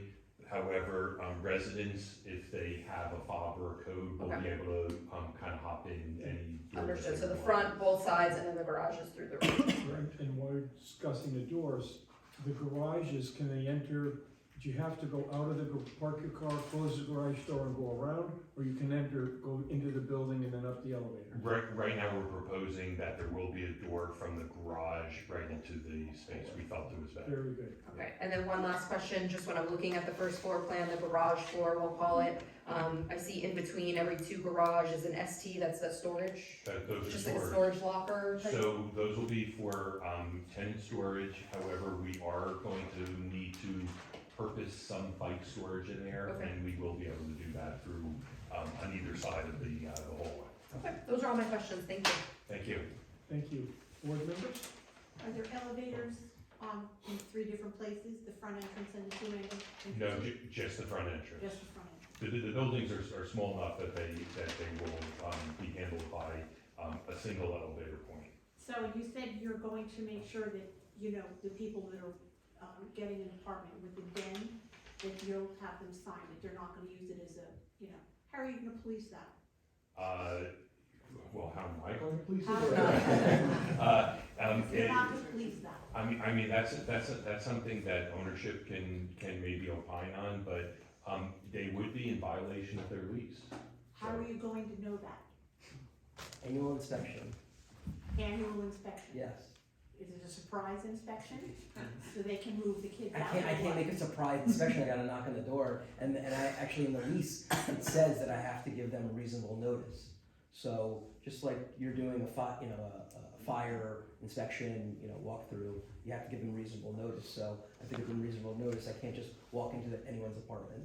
So last question quick, why are you not using any of the affordable housing in this new complex?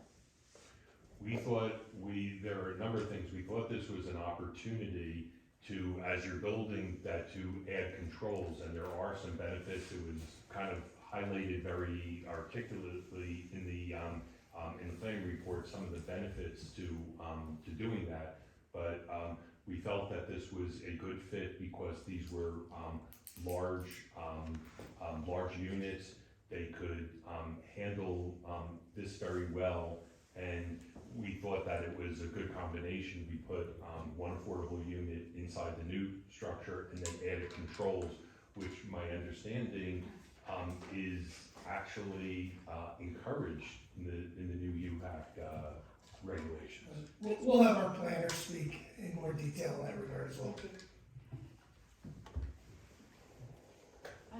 I'm hoping a quick question also. The picture doesn't, let me go back. We talked about the loading zone, which is gonna be in essence the fake garage front. And it was gonna be near the front door of each building, but that's not what it looks like in the picture. So you're talking about the rendering. Right. So that rendering is taken from the high side of that building, not the low side. So if you were looking at the low side elevation, that's where you see the garages. Okay. So it's on the opposite side of the Okay, building. thank you. Yes, sir. You said the building's fully sprinkled, does that include the garages? Absolutely. The compactor area and all that? Excuse me?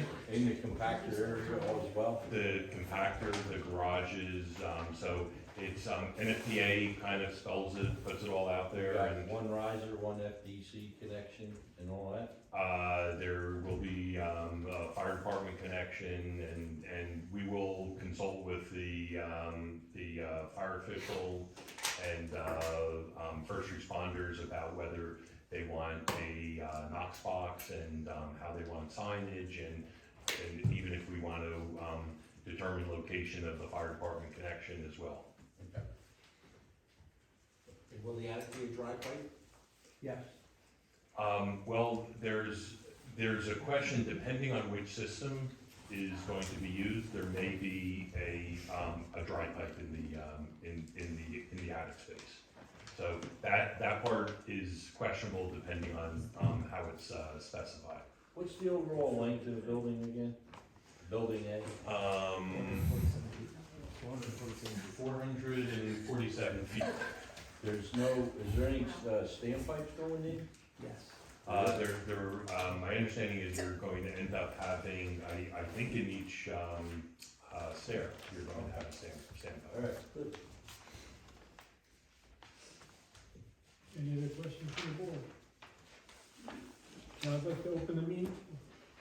I'd like to open the meeting again to the public. Is there anyone here that has questions about what they've heard the architect say? And you've been able to see this? Yes, I got it, thank you.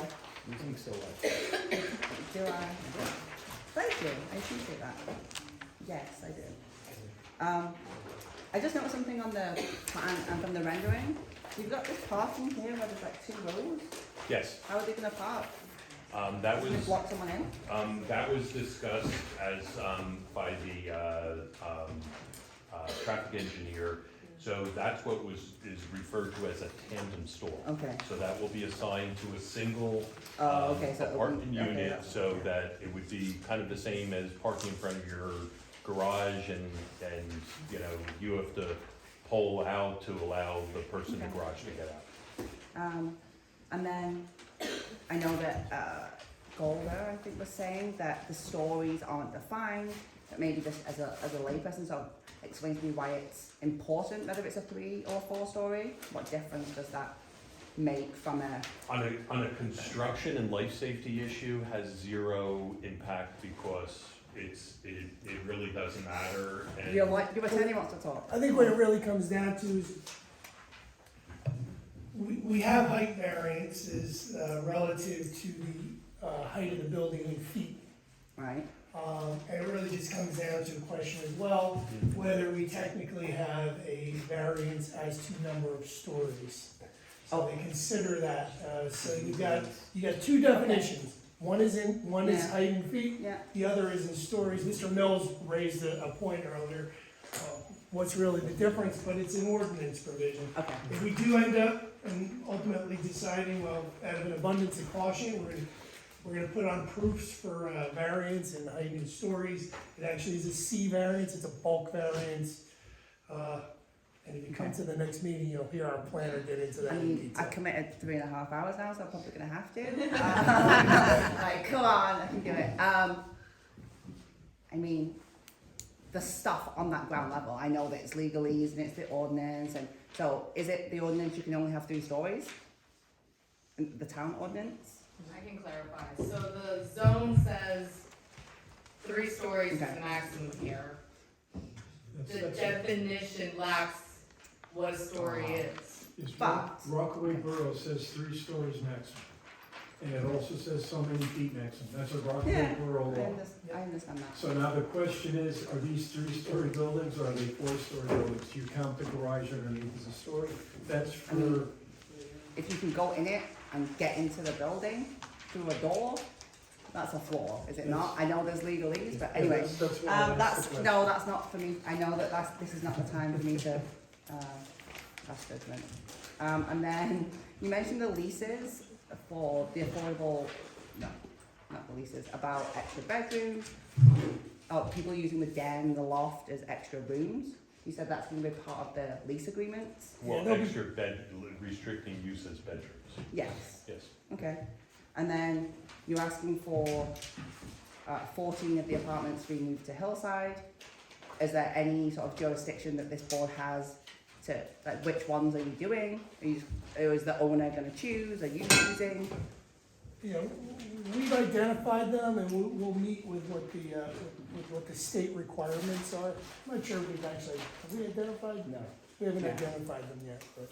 Would that be something though, because you're asking the board to say, yeah, just let us make 14 of them affordable, we'll decide which Well, ones they are after? we are gonna have to ultimately, we're gonna be working with the municipality because we have to put affordability controls, so they will be identified.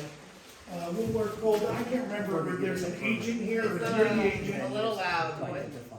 Exactly. Say that again? But in Is, the new application. Just In a separate relative application for Hillside. They're gonna be tied together. Well, no, we don't But is that- offer is that record, what we don't time- need Yeah, that. man. Yeah. Wait, hang on. My only point was, obviously, if this project is approved, we're gonna, among other things, have deed restrictions that are gonna go into place. We'll be working with the municipality, obviously, you know, the units would be identified, exactly which units they are in Hillside Gardens, et cetera. We don't know whether, we have an affordable housing agent here, or that's actually you, or whatever, but. So I'm not, no, that's not me. I think this is more proper when we get to more of that discussion, probably not in the witching hour, and it's a little bit more to the planner testimony Yep, later. exactly. I think we can discuss further at the next hearing. Thank you. But, to sum that up, yes, there are state controls that would have to be enforced, and that'll be discussed probably next time. okay. And 2 quick questions, I guess. Block 33.3 is where a majority of the construction is, and that's zoned for affordable housing.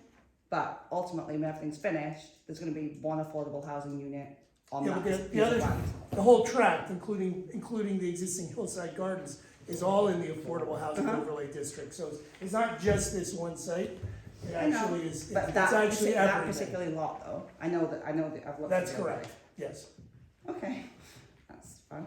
And then how big are the trash rooms? So it's all going into a compactor, I've got oversized trash.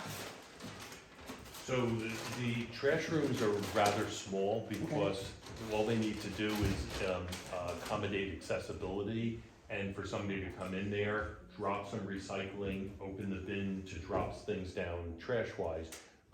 The trash room on the ground floor is quite large because that's where the compactor is and that's where that you're actually storing. So you typically will have a 2-yard container on the compactor, you will have a spare, possibly even 2 spares. And then the superintendent just pulls one off the compactor, puts another one on, and you typically, the recycling may be in larger toter, which are kind of extra large, rollable, wheelable trash cans. Okay, thank you. One quick question for the architect. There's no stairs where the elevator is, in the center of the building. That's correct, because we put a stair on the 2 end caps of the building. So no stairs in the middle. Correct. Thank you. Anyone else from the public have any questions? Seeing none, I close the meeting to the public. That will do it for tonight for you. We still have a couple pieces of business to deal with as a board. You will be put back on the 26th, that's a Wednesday. Is that all right, council? Hang on, let me just check one thing.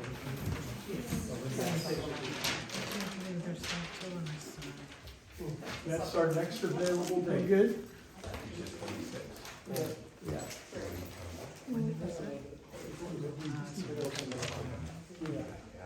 Yeah, I can't imagine that we'll need an architect. No, I don't think so. I just caution that based on some of the questions for the planner and architectural, I know. it could, if your planner can answer some questions, that might give you some lead for the. Yeah, I think we'll be prepared. I think we know where the questions are coming from, Golden, so we'll make sure we have it covered. Larry can't. You wanted to leave board here, say them with us. So thank you very much for members of the public. This meeting will be continued. If the public's too busy talking, they can't hear me, sorry for them.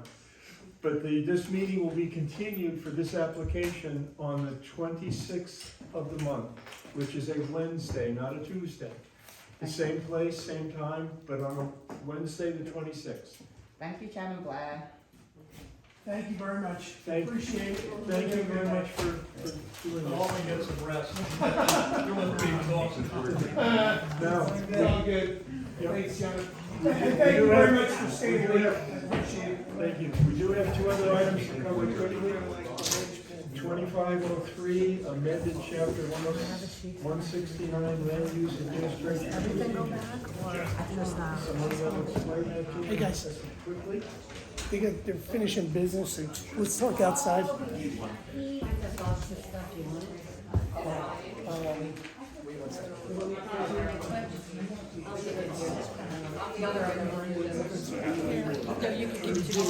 We'll hold the exhibits. Thank you. Polly, what's the other thing, the amending chapter?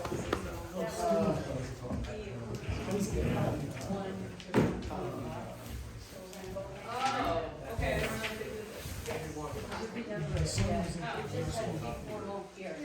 I can speak to this one.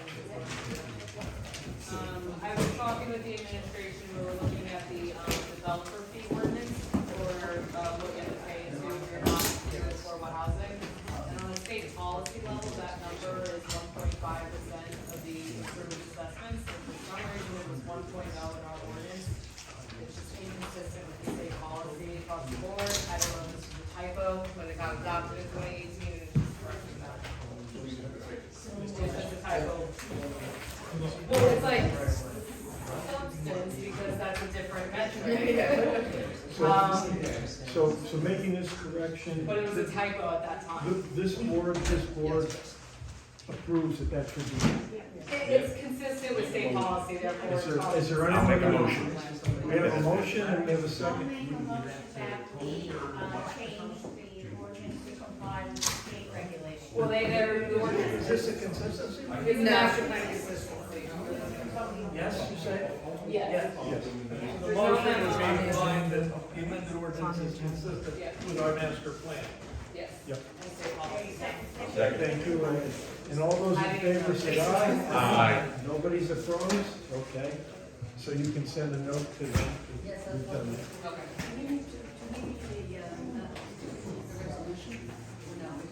No. I've seen the. And then the final thing. This one's me, Ken, I can jump in on this one. The second piece of business is the public notification letter. This is for the Rockaway River Stream Bank Stabilization Project. This was a project authorized in the capital improvement from 2024 to do an evaluation of a section of the Rockaway River Stream Bank that was deteriorating. Ugh, I'm reading stabilization and deteriorating at the same time. That application with the copy of the plans has been made to the DEP. It's for both a flood hazard area permit and a freshwater wetlands permit. They're both required to be obtained for the project.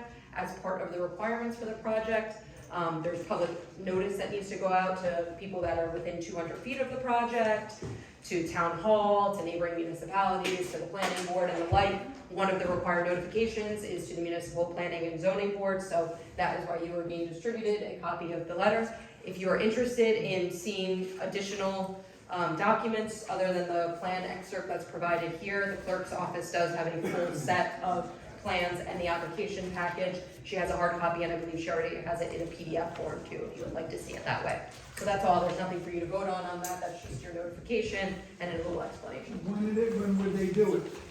Well, that all depends on how long it takes the DEP to review the permit. Because they shouldn't do it in April, May. Well, and then, there is, Ken doesn't want his fishing hole yeah, disturbed. correct. That question is twofold. So the DEP has to review the permit application. When they approve it, there's always conditions on when the construction, and they always take into consideration fishing, fishery resources, Indiana bat, bog turtle, all of those habitats for those animals are considered. So we are expecting to have a lot of conditions on this project as to when it can take place. There's probably only about 3 months out of the year that it's going to be allowed to take place. How are you going to fix it? Are you going to use the cage blocks?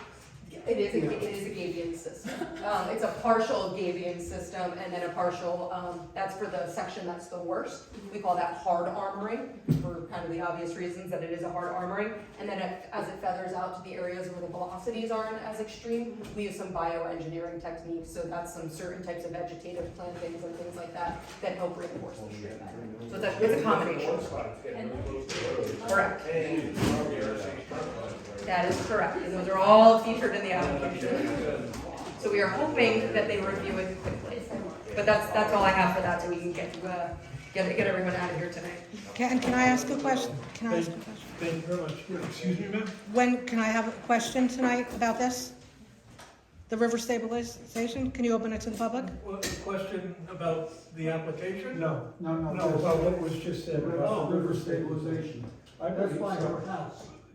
I suppose, I mean, I'll open the meeting to the public. Thank you. Information item for us. I know, exactly. Well, it's just a general question. I'm not gonna hold you up too much, but this is a property that's right in front of my house, so I would, I just got notice recently, and I don't know a lot of details, so I have to go over it, and I wanted to know if the board is gonna question all this and see all this again, or is this just one thing and then you just go ahead and do it, or how, if you could tell me a little bit about the procedure, and if I have opportunity to ask questions, more questions about this in the future. The more appropriate body to ask the questions for would be the council. This board does not have jurisdiction over the project per se. This notice is served to them because it's a requirement. Does that make sense? Oh, it was served to the board. It was just served to the board. I got it, because I never, As a okay. notification, the same way you got a notification. They don't know any more details than. And they're not gonna be addressing it again? No. It's really not something in Got our it. jurisdiction. That's what I wanted to do, is understand that. Yep. Thank you very much. Okay, all right. It's a town council thing. Okay, I didn't get that. That's all right. All right. Now you know. All right, thank you very much. Thank you for being here. Is there any other business that needs to come before the board? I'll make a motion, we adjourn. No need to make a motion, meeting is adjourned.